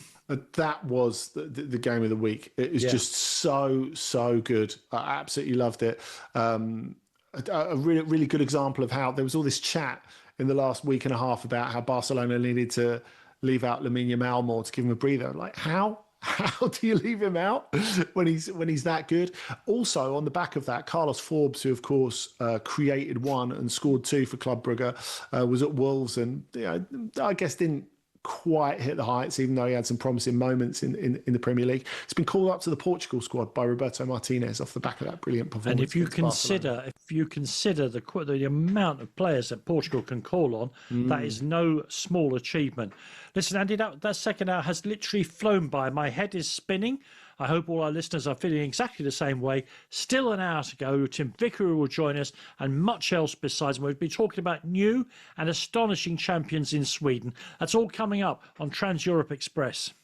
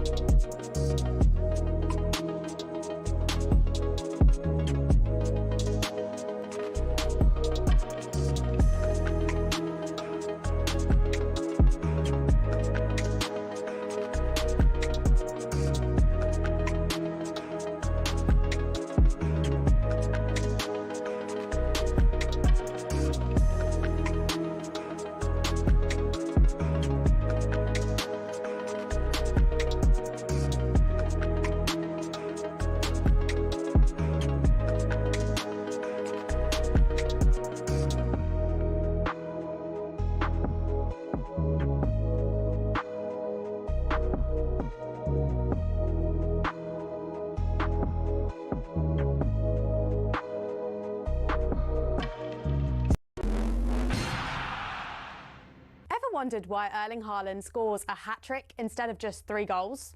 Why Darwin Núñez is said to have missed a sitter rather than just missing a really easy shot? Or why on earth defenders are said to park the bus? Let's break down some of our favourite football cliches. First, let's talk hat-tricks. The term comes from cricket back in the 1800s. Any bowler who managed to get 3 successive wickets used to be rewarded with a hat from their club. Next up, if you see a skillful tackle, an athletic save or a 40-yard screamer, you might say these things are out the top drawer. That's because back in Victorian times, if you had wealth, valuable stuff, you kept it in the top drawer of your dresser, so loaded families became known as top drawer. Remember the last time your team left you feeling as sick as a parrot? The image of the sick bird is thought to come from a classic British comedy moment, Monty Python's Dead Parrot sketch, but the phrase was first used in football by Liverpool defender Phil Thompson. He supposedly said it after Liverpool lost to Nottingham Forest in the 1978 League Cup final. Forest won thanks to a controversial penalty given away by a Thompson foul, even though it was actually outside the box. Poor guy said he felt sick as a parrot afterwards. Is there anything more embarrassing than a nutmeg in football? Weird name, but it's actually related to the trading of nutmeg, the spice. It was so expensive back in the day that corrupt exporters used to try and mix in a bit of wood in with the nutmeg to cut their costs. The term soon became slang. If you were nutmegged, it was because the person you were buying off had pulled a fast one on you. Jose Mourinho brought a lot of things to English football, and seems like one of those was the phrase "park the bus." He used it after his Chelsea side had been held to a goalless draw by Spurs in 2004. Tottenham had been extremely defensive, not trying to score, but making sure Chelsea couldn't either. Mourinho actually said, "They brought the bus and left the bus in front of the goal," as we say in my country. Finally, another phrase that actually comes from cricket. Footballers are said to have missed a sitter if they miss an easy chance. In the late 19th century, it was used in cricket to describe a moment when a fielder failed to take a catch which was so easy they should have been able to catch it sitting down.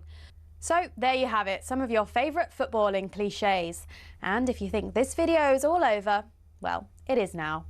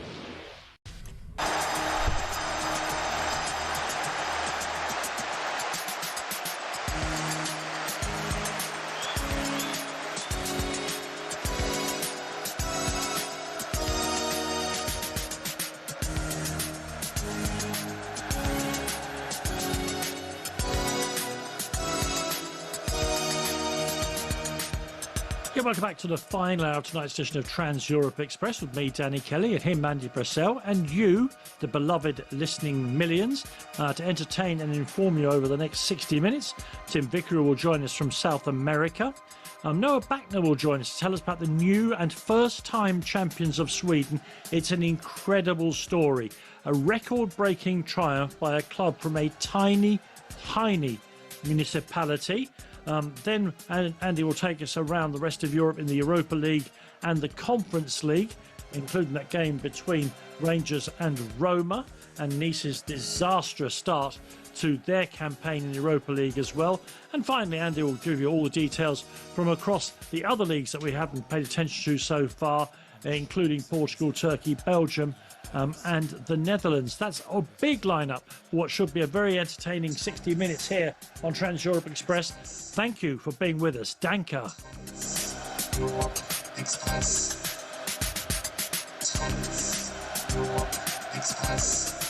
And because of the speed with which we confront the issues of the day in the final hour, this is often my favourite hour of Trans-Europe Express. And part of that, of course, is the presence and the knowledge of Tim Vickery, who joins us from South America now. Hi, Tim. Hello, very good evening to you. Talking of knowledge, you got to tip a word to the wise for your newsreader fella. The state that suffered the tornado is not Piranha. I do quite like the idea of Piranha. I love that it's Piranha. Yeah, it's Paraná. On the other hand, I have just learnt from your good selves that it's Brugge. I always thought it was Bruges. It was where Dr. Evil and his homies came from. So Bruges in I've learned English, something. Brugge in oh, I want to say Flemish or Walloon here. I'm suddenly at the end. I've come to the end of my knowledge. and Bruges for some people in Belgium, because some are French speaking, of course. Exactly, yeah. Right. Yeah, and you approve of that, I suppose, do you, Andy? Maybe. Tim, let's start then. Another round of FIFA dates. What are the South American teams going to be doing to fulfil their obligations? Well, some of them are playing the hosts. That's quite a good thing to do because they're available. Colombia are playing New Zealand and Australia, bizarrely enough. Argentina are playing Angola. They've only got one game. Everyone else has fixed up two. It's another chance for them to try and get something out of Nico Paz, who really hasn't done it for Argentina yet. He doesn't seem quite to be what they're missing. What they're missing is Di Maria. As we talked about last week, Andy, Prestiani, who was going nowhere at Benfica, has used the Under-20 World Cup, where he was a reserve until another player got injured, to project himself into the senior squad, along with someone I don't know, because he's played pretty much his entire career in Europe. A giant young striker called Panikeli of Strasbourg. You got anything on him? What a player. And he's all about him, believe me. Go on, tell him. Well, he's been top scorer in Liga for quite a lot of this season, Tim. And he was the eventual Strasbourg replacement for Emmanuel Omega, who's going to join Chelsea next summer. He played a game at PSG where Strasbourg drew 3-3 about 3 or 4 weeks back. He scored 2, and it was described by Liam Rosigne as the best centre-forwards performance that he'd seen live in his life, which I think is quite a big call. But you look at him, and he came from Spain with potential, but France really suits him, I think, because it's that mix of physicality, and if you've got that extra bit of technical level, which he's got, the sort of goals he scores, he really does have such craft to his finishing. If you could combine some sort of centre-forward muscle man, imagine Martin Palermo and Sonny Anderson had a kid together. Right. I think that's what you're looking at, really. Biologically difficult, but very interesting. Yes. Nothing's impossible. Tim, the other reason we like Panikeli because it sounds so like Danny Kelly. So we like that very, very much indeed. Another international break for Carlo Ancelotti, yet more clog from Brazilian critics. Yeah, well, first, I'll talk briefly about their first game. Senegal at the Emirates, which I think is really, really interesting. Senegal got a ton of good players as well, haven't they? They did Brazil 4-2 last time out, so this is an interesting test, especially if Brazil can get away with playing 2 up front. Will they do playing 4 up front and just 2 in central midfield? Will they do that? We came away from the last FIFA dates thinking they haven't got a substitute for Casemiro. What are they going to do? Casemiro, he's getting on, and he picks up yellow cards. What are they going to do? Well, we found out who that substitute could well be. Any guesses? Casemiro. Fabinho. Once at Liverpool. My goodness. Wow. Yes, recall for Fabinho, who's been at Saudi for 2.5 years. This is either inspiration or desperation. But that I think was the most interesting inclusion in Brazil's squad. Some would see the continued inclusion of Richarlison as interesting. And Ancelotti obviously loves him and is giving him every opportunity. But surely, if it doesn't happen soon, he's going to run out of road, and perhaps explain some of his celebration the other day at the Lane. But yes, just shortly after calling up his squad, Ancelotti was an event organised by Brazil's FA of Brazilian coaches, and the old guard came gunning for him.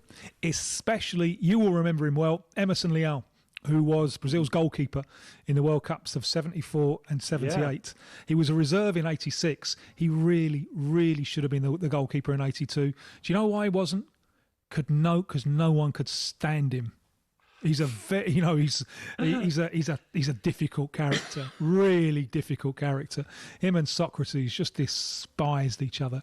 Well, and I know which one I've got to pick out of those two. So well done. Indeed, yeah. He was coach of Brazil briefly. Start of the century, Emerson Leal, and he nearly tanked their chances of qualifying for the 2002 World Cup by deciding he was only going to pick domestically based players because they haven't left Brazil, so they care about Brazil more. A wonderful idea until they take the field, of course. And well, he is a far right nationalist, and he just had a rant. No, I don't. Coming over here, coming foreign, coming over here. He's not happy at all about it, and it was all very embarrassing. And what did Ancelotti do? Just raised an eyebrow and probably lowered his estimation of some of the people in the room. And he's come out very well. The best trained eyebrow in world football, isn't it? The Ancelotti eyebrow. Indeed, yes. He's come very well out of it, although in such a fickle job, which is more like sitting in a coconut shell than anything else. If they do badly against Senegal and then Tunisia, doubtless the tables will be turned against him. But for the moment, he's riding high. Tim, going back to club football and to Argentina, we've got a Super Classico coming up, haven't we? No, we've already had it. It was this afternoon. This afternoon, Buenos Aires time. And it's been won by Boca, 2-0. It was a strange one, I think. It's a kind of melancholy one in a way, because I don't think you can call this South America's biggest game anymore. It has been overtaken by the game that we're going to see in the final of the Libertadores at the end of the month, Flamengo-Palmeiras. You know, in 7 successive Brazilian wins in the Libertadores. And these two big Argentine giants, I mean, Boca just heaped shame on themselves in the Club World Cup, and so did River, really. And they didn't come out of that very well. They haven't been doing well recently. Boca greatly improved by the return of Leandro Paredes, who just gives some class. They haven't got a great deal else, though, to be honest. It's all very, very workmanlike. Overshadowed a little bit by the fact that their coach, the veteran Miguel Angel Russo, just died. So they've got a kind of stand-in coach. But River, the second coming of Marcelo Gallardo, whose first spell was so long and so good, the second spell has been awful. And they were absolutely dreadful. Really, really dreadful. And talking of the Libertadores, Boca have now confirmed their qualification for next year. River are struggling. They have the biggest stadium in South America, and at the moment they're struggling to get that stadium into the Copa Libertadores. So it was a strange Super Classico, I think. Obviously greatly celebrated by Boca fans, for whom their little winger Zeballos kind of won the game. But I think that there's a feeling all round that, this isn't quite South America's main event in the way that it used to be. Tim, I hope you don't find this too personal or indeed too icky, but one of the channels here where I live, I presume in the UK as well, Premier, has started showing a lot of South American football live, showing big games from Brazil and big games from Argentina. So today, in a welter of football that I was watching, I watched some of the game in Buenos Aires, and I always think, particularly when the Brazilian games are on, I always think about you. Me and Tim are watching the same game at the same time now. So forgive me if that sounds a little bit personal, but I have worked with you for about 1 million years, so I don't have any qualms about saying it. Now, next up here on Trans Europe Express, we're going to be talking about brand new champions, first-time champions in Sweden, and I understand the same thing has occurred in Chile. Yeah, and I'm going to say that our one's better, even though the town is bigger. Coquimbo Unido, the Pirates, from a few hundred miles up the coast from Santiago. Hang on. Everything in Chile is 200 miles up the coast, isn't it? Yeah, it is, yeah. Or down the coast. Yeah, it's the only coastal country in the world, isn't it? It's just all coast. Indeed, yes. Which wonderful, is why the truck driver strike in '73 was so important. Coquimbo, Francis Drake's buried treasure is reputed to be buried there, and hence the fact that they're called the Pirates. They'd never won the championship. They won it 17 points clear with 4 rounds to spare. Wow. Really based on two things: conceding half as many goals as everyone else, and this is where Sweden cannot compete, having a striker who's a veteran, who's been bouncing around South America for a while now, a veteran Panamanian striker who rejoices in the name of Cecilio Waterman. They got their own minder up front. It's no wonder they're unstoppable. And I presume this has been welcomed, because new teams coming through and new players coming through is the lifeblood of football, isn't it? It is, but it's also a reflection of how bad Chilean football is at the moment. Quite often when the weak thrive, it's because the strong aren't nearly as strong as they used to be. Chile finished bottom of World Cup qualification table in South America. They just hosted the World Under-20 Cup. They're desperate for another generation to replace Sanchez and Vidal and so on. On home ground, they managed to beat New Zealand in stoppage time and lose the subsequent 3 games. So a part of the success of Coquimbo and their hard-working, pragmatic football, part of the success of that is that I'm afraid the cupboard elsewhere is so bare. But who would normally be the powerhouses in Chile? I want to say Colo-Colo? Yes. There's a big 3. Colo-Colo, and their biggest rivals, Universidad de Chile, La U. But Universidad Católica are also big. Those 3, they're the 3 big Santiago giants, and they usually divide the titles between them. It's rare that the title goes outside them, and it can occasionally go to the wonderfully named O'Higgins from the city of Rancagua, named after Liam O'Higgins, the revolutionary and founder of the country. Yeah. Yes, but it is rare for this to happen, and it's been years and years and years since Chilean clubs have done anything in the Libertadores. Coquimbo, a few years ago, it was that pandemic season, they managed to get through to the semi-finals of the Sudamericana, the Europa League equivalent, and be relegated in the same year. So there's a story in that, but there's an even better one in them bouncing back, getting back in the first division and winning it for the first time by a mile. And Tim, O'Higgins reminds me of the intersection that there is between Irish history and South American countries, Che Guevara with his Irish grandmother, all the rest of it. Next time I'm in Wexford, which shouldn't be too long, I'll send you a photograph of Admiral Brown, the Irish-born founder of the Argentinian Navy. So many mercenaries came out after the Napoleonic War. They think, well, where are we going to earn a crust now? Let's go to South America, fight for independence. Well, there's a very large statue of the founder of the Argentinian Navy on the main drag in Wexford. I'll send it to you when the next time I'm there. Okay, Tim, thank you very, very much indeed. And I'm sure Tim is right. These are excellent new champions in Chile, but I still think there's an amazing story to be told from Sweden. We'll do that next. We'll be joined by Swedish football expert Noah Bachner.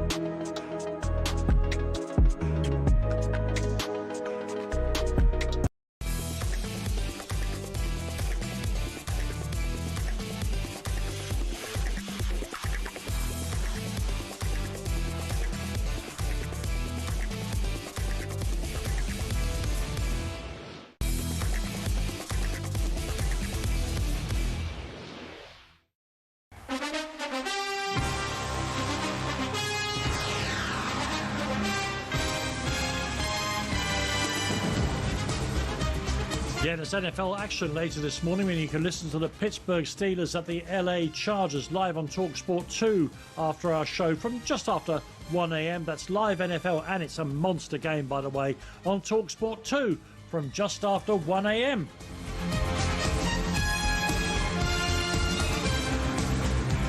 Right, let's turn now to Swedish football, where I'll give you the facts and then we'll find out who, why, what, where and when. I'm going to find out the correct pronunciation. To me, it's Mjällby. Have won the title for the very first time in Sweden. They've done it with a record number of points by a mile. They've done it with a record margin over everybody else. They've done it with only one loss in a season. It's come out of nowhere. It's extraordinary. And I'm delighted to say we're joined by Swedish football expert Noah Bachner. Hello, Noah. Hi, guys. First of all, tell me how to pronounce Mjällby properly. Oh, you did pretty well. Mjällby. Okay, well, great. Now, thank you very much indeed.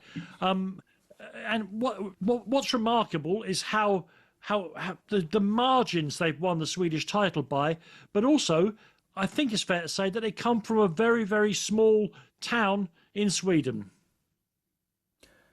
Yeah, the margin is remarkable, and ahead of this season, people in Sweden were talking about this is probably the year in which Malmö FF will break the 70-point record or 70-point barrier, and then Mjällby went ahead and did it, and by more than so. So smashed it. Yeah. Everything about it. Yeah, everything about it is just insane, and their season is a combination of them being really, really good, and also at times when they've needed, maybe some luck at some points. They've also had that, so they've sort of optimized everything this season. Yes, they come from a very small village. The stadium is situated in a place called Hällevik, where there lives roughly 1,000 people. But it's not really accurate to say that's the basis of it, because I know they're really fond of this story that they're from a small fishing village where there's barely electricity, but it's not really true. They sort of represent a region where there lives about 17,000 people, so it's not that much anyway. And the story is good enough, I think, considering the fact that there are more people around them than just 1,000. But yeah, like the infrastructure of the club, the sort of basis for the idea of there being professional elite football played where they come from is not a given whatsoever. So however you look at this, however you measure it, it's by far the most extraordinary story in Swedish football history, I would say. And they've been building towards this for a while, haven't they, Noah? So they've been establishing themselves in the Allsvenskan, a couple of high finishes in recent years. That's not to say anyone expected this title win, especially a title win by this margin. But I guess a little bit like a previous minnow to really succeed in Swedish football, Östersund, is actually the work of a number of years coming to fruition, isn't it? Yeah, this is a strategical masterpiece from the beginning. I mean, you have to go back 10 years when they were almost relegated from the third division in Sweden. They saved themselves on the last day of the season. By that time, they had no money left. They barely had a strategy, and every decision that had been made had been wrong for a long time, I think. So a new chairman was elected on the board.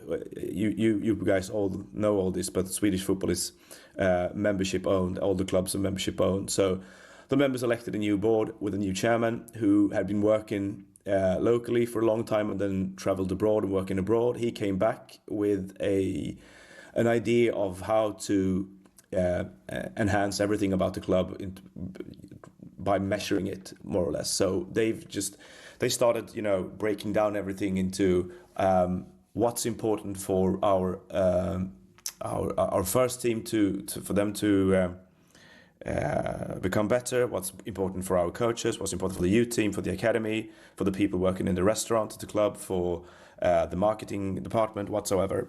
And then that plan was then implemented, and slowly it gave them a few quid to spend, so a few Swedish kronor to spend. It slowly started to get their scouting and recruitment processes a little bit better, and so everything has just become a little bit better all the time. And by the time they came into Allsvenskan again, They had been promoted 2 years in a row. They've since then kept on building the back room, kept on building their academy, kept on building on the scouting department. So coming into this season, many people expected them to finish quite high up the table. But the fact that they, the hit rate was so incredible that it was for them this year has taken everyone by surprise. But yeah, it's not something they just threw together. It's not something that just happened overnight. It's a strategic 10-year-long plan, I'd say, that's coming to fruition for them. Let me ask you, Noah, how has their victory, their triumph gone down in Sweden? By now, I'd say people are outside of the place that they're from. People are probably starting to get a little bit tired of it, because they've crushed the league from so early on this season that all the stories have been told a million times. And by the time international media came there, it was almost a joke. Yeah, latecomers like us, yeah. No, that's not to say that, but the romanticizing of everything. People claiming that it's a small fishing village. And I think Le Figaro from France actually wrote that they barely have electricity when everyone felt it's gone way too far. No, but the fact that they finished now on 75 points and just they conceded 18 goals in 30 games. Some of the key players have become like national celebrities in a way that they weren't before. It's gone down as I think for Swedish football that we have a second sort of miracle in the league this season, which is Gais, who finished third. They're both them and Mjällby are on an incredibly small budget if you compare it to the big clubs. And so I think what happened is that this has created all these questions on how smart these clubs are run and what the big clubs can learn from them, maybe. So Mjällby's success is being debated in that sense, I'd say. With that in mind, Noah, what are the repercussions for the big clubs who've fallen so short? So you talked about Malmö, who have a huge financial advantage over most other Swedish clubs. They finished 6th. What's the fallout from that going to be? Oh, that's the question everyone's asking themselves right now. I think the membership base of Malmö, which is equivalent of the supporter base probably, is for the first time, so all their riches came to be after they qualified for the Champions League back in 2014. That's when they opened up this financial gap on the rest of Swedish football. For the first time since then, people are really questioning the leadership of the club and probably the sporting director, Daniel Andersson, in a way that they haven't before, because this is also the season. What's happened to them? The squad is wrongly built. It's built on an old idea on how to build a competitive squad, I think, and so people are really questioning that. So Malmö and AIK probably, they're both in sort of a strategic mess, I'd say, where people are the people who care most about those clubs not really seeing what they want to see. So they realize the reasons for them dropping off so badly. Hammarby has had a great season. Djurgården had a problem during the spring where they were playing the latter stages of the Europa Conference League and were hit with many injuries. But them and Hammarby are moving in the right direction. I'd say AIK and Malmö FF, they're both at crossroads, more or less. Well, Noah, it's been an absolute joy and an education to listen to you. I must admit, I bought into the fishing village romantic tale, although having been to Sweden many times, I can't imagine in a country that modern as any place without not just electricity, but excellent electricity. But listen, thank you very much for bringing us up to date and explaining how it's come about. An amazing win for Mjällby in the Swedish League. The sort of thing that I think makes Trans Europe Express worth listening to every single week. And our thanks to Noah for joining us here.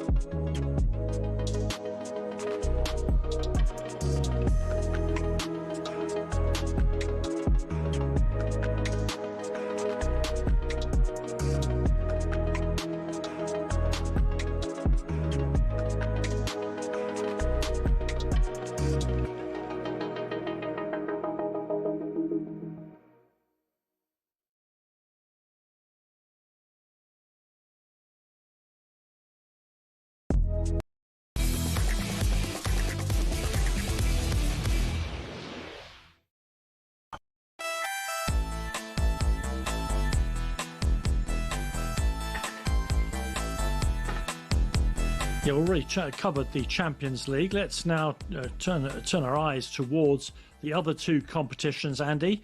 And I know you want to start because among the many, many, many matches you attended over the past 7 days, you went to Glasgow for the game between Rangers and Roma. A predictable defeat, you could say, because Roma, until an hour ago, were top of the Italian league. But for Rangers, in this horrible season they're having, 0 points so far in the Europa League. Yeah, which when you look at the size of Rangers as a club and when you look at their excellence in European competition in recent seasons, going back That's to it, isn't it? Steven Gerrard and Giovanni van Bronckhorst, it's just the atmosphere around Ibrox was very tense because there was just this sense of it's just not acceptable, really, to be in this position. We realised there's a gap in terms of quality that Rangers have and in terms of the quality that Roma had. But it felt as if all Roma really needed to do was be competent to win fairly comfortably, and that's what they did. Of course, they defend really well. They've got a sensational goalkeeper in Miles Villa as well. So that sort of helped them breeze through it. But it was interesting hearing a lot of anger from the crowd, really not so much directed even just to the players, but to the chairman and the sporting director, really. That sense of, maybe Rangers haven't used their resources as well. Look, I think you look at some of the other teams in the Europa League and you look at the fact that Midtjylland are on top, having beaten Celtic, having the only team to have won all 4 of their games so far. You look at Lyon still in the top 8, despite being beaten at Betis after playing a scratch team, really, saving their players for PSG tonight.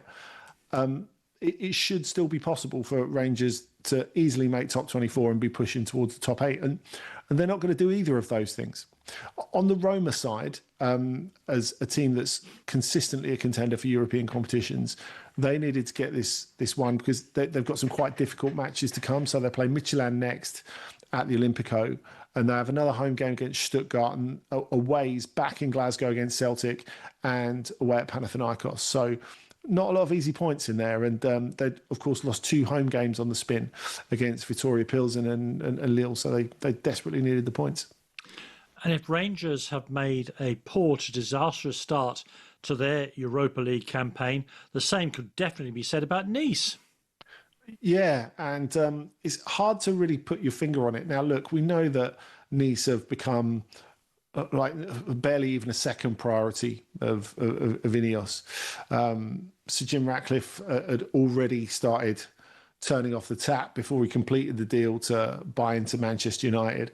But yeah, now it's clear how little his interest is. Budgets have gone down and down. And with that in mind, Francaise, the coach, has done a brilliant job. But both under Farioli and under Hayes, they've really underachieved in Europe. So they lost at home to Freiburg this week, despite going 1-0 up. And that is the 15th successive game without a win in European competition for Lille. So for Nice. So this isn't a current set of players problem. This isn't a Francaise problem. This is an issue that's really deep rooted in the club. I think European competition is something they've fought really hard to bring to the club in not always advantageous situations in the last couple of years. And yet when they get there, they play as if they're not that bothered about being there, which I find remarkable. Now, as the coach, he went on a massive rant about this afterwards. He said, look, we haven't got the best sort of set of players in the competition. We haven't got the best players in Europe. We haven't got world-class players. But, I do expect some bare minimums like effort and engagement and belief and all those sort of things. The sort of things that a coach really at that level shouldn't have to ask for. No, although you could understand if the defunding continues, that the personnel at the club will become increasingly demotivated. Oh, of course. I couldn't expect you to have seen every game, Andy, but the one, there's no need to comment on this, but I did enjoy the scoreline, Braga 3, Genk 4. One of those things that European football shows up. In the conference, if I might start, Andy, Shamrock Rovers from Dublin, within seconds of producing what I think would have been the greatest away result in a group stage by any Republic of Ireland team, who were beating AEK Athens by 1-0 to their very, very, very late equaliser. Though I think if you were to be honest about it, they did not deserve to win the game, because AEK had like 35 shots at goal and Shamrock scored with their only effort on goal. And they bounced back, actually, from that disappointment, Andy. They won the FA Cup in Ireland today against Cork City to complete the double. And Stephen Bradley is an underrated gem of a manager. He keeps on doing great things with Shamrock Rovers. The other thing we have to say, though, is that the penalty decision that VAR gave the referee an opportunity to take back that led to that equaliser was extraordinary, and that he didn't take it back was extraordinary. Yeah, I agree. But as I say, the result was probably, while gut-wrenching for Shamrock, it was at least some recognition of the effort that AEK could put into the game. Yes. Meanwhile, Andy, plenty of fallout. Who knows how these things start? I mean, the game between Rayo Vallecano and Lech Poznan, if you'd asked me to pick a game where everyone was going to fall out, that would not be my number one choice. No, it wouldn't, would it? And then the Lech Poznan kitman thought it would be fun. The kitman? Why is he even speaking? Well, he did a sort of socials behind the scenes. This is us arriving at Vallecas, the stadium of Rayo, and basically he was just taking the mickey. It was all like quite mean-spirited. He was taking the mickey out of everything from the facilities, which he said were a step back to the 80s, to the towels that had been put out, which weren't posh enough. He said he'd never seen anything like it. This is like Four in a Bed, if you watched that terrible programme on television. So Raul Martin Presa, the president, the somewhat controversial president of Rayo, very, very unimpressed. And then Rayo were 2-0 down on the night. They came back and won 3-2, which must have felt even sweeter in the context. Well, particularly if you've been 2 up, then you lose the game, and then you have to dry yourself with shoddy towels. That must have been a terrible experience for the Lech Poznan players. Talk to me about the game between Häcken and Strasbourg, because I must say, an English player unknown to me did well there.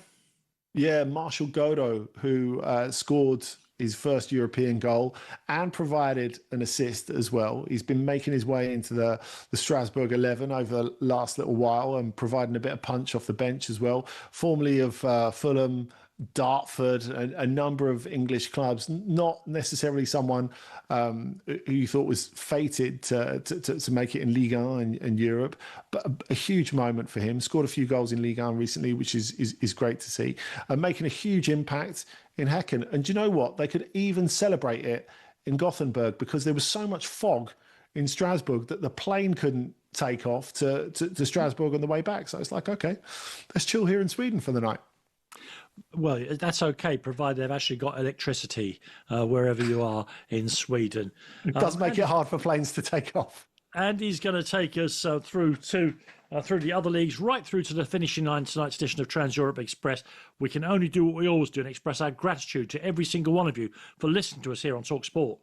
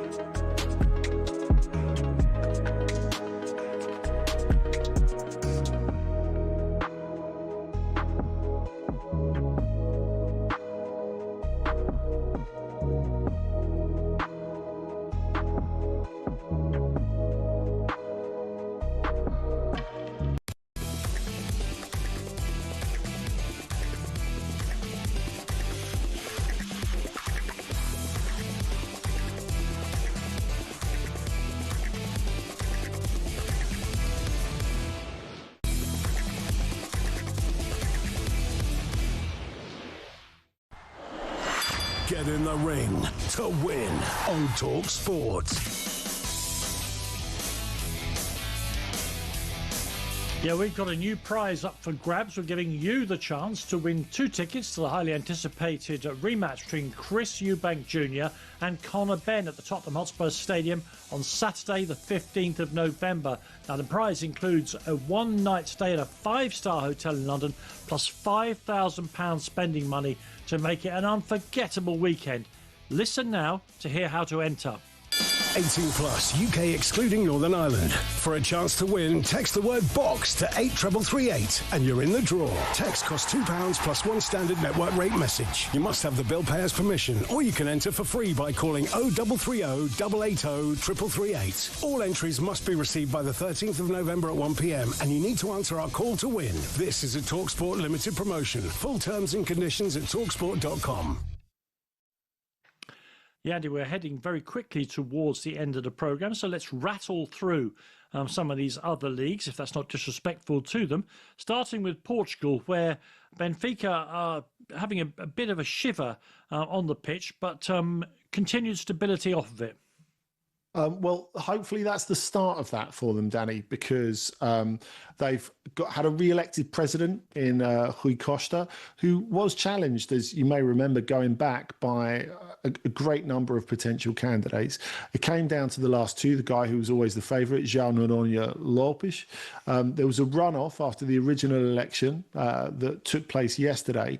A record number of votes as affirmed by Guinness and their book of records. 93,000 Benfica members voted in this. I mean, that is a huge participation in a presidential election of this time. And Rui Costa getting through. It became quite bitter and personal. Some of the chips between Rui Costa and Noronha Lopes in the last week, but Rui Costa's kept it. Now, I guess his gamble in bringing in Mourinho was absolutely right. Now, look, I promised you earlier we would come back to Mourinho doing Mourinho things, of course. Now, look, we all know what Benfica's issue is this season, and that it doesn't involve Mourinho.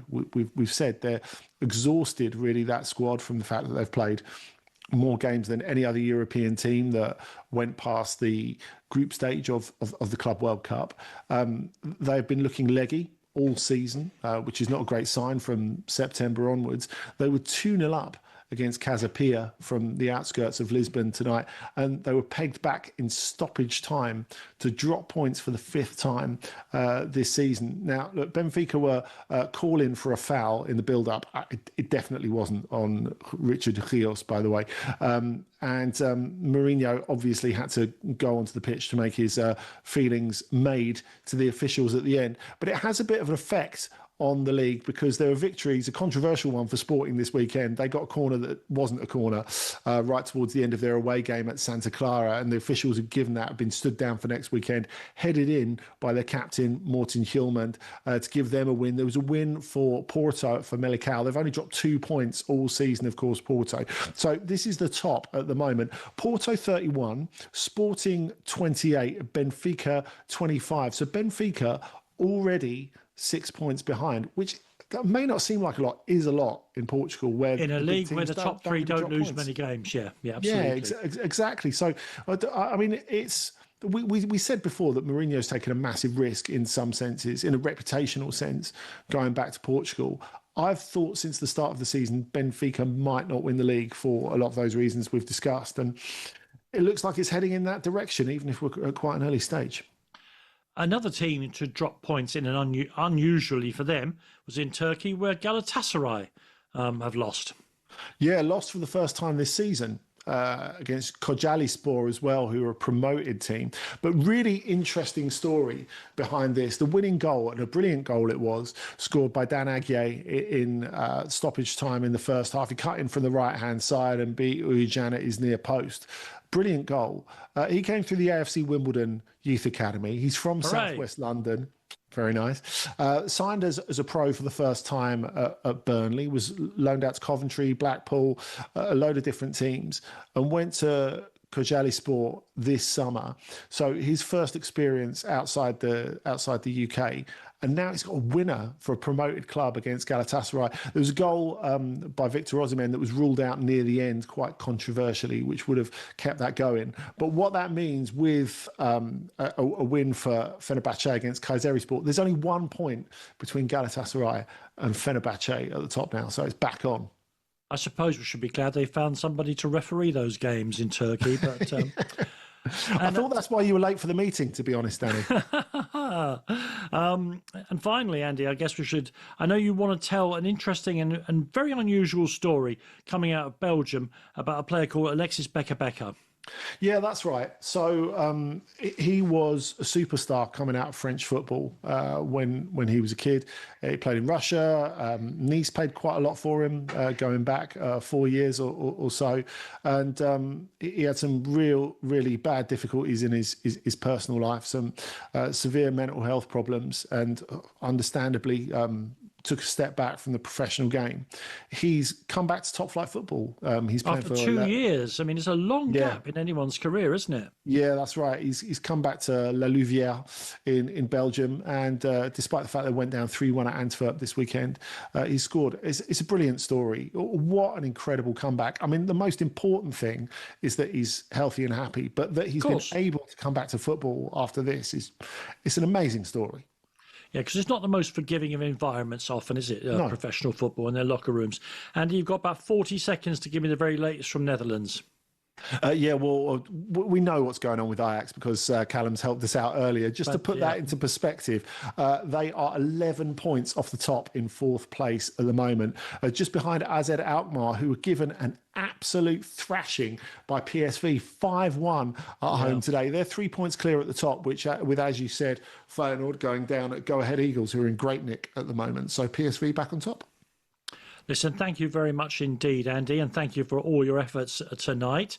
Andy will be back on H&J tomorrow. Doing more European football news. He follows me. I'll be back at about 1:15 with my sort of semi-comic roundup of the Premier League and all its madnesses. Next here on talkSPORT, and you shouldn't miss this, is the best of the talkSPORT Daily, which tends to follow us. In our poll tonight, we asked you who is currently the best manager outside of the Premier League, and Luis Enrique won the poll with about 46% of the votes. The person I voted for, Hansi Flick, got a very small amount indeed. And I guess that's how it goes. I'll be back on HJ tomorrow. Thank you all for listening. God bless you all, and good night.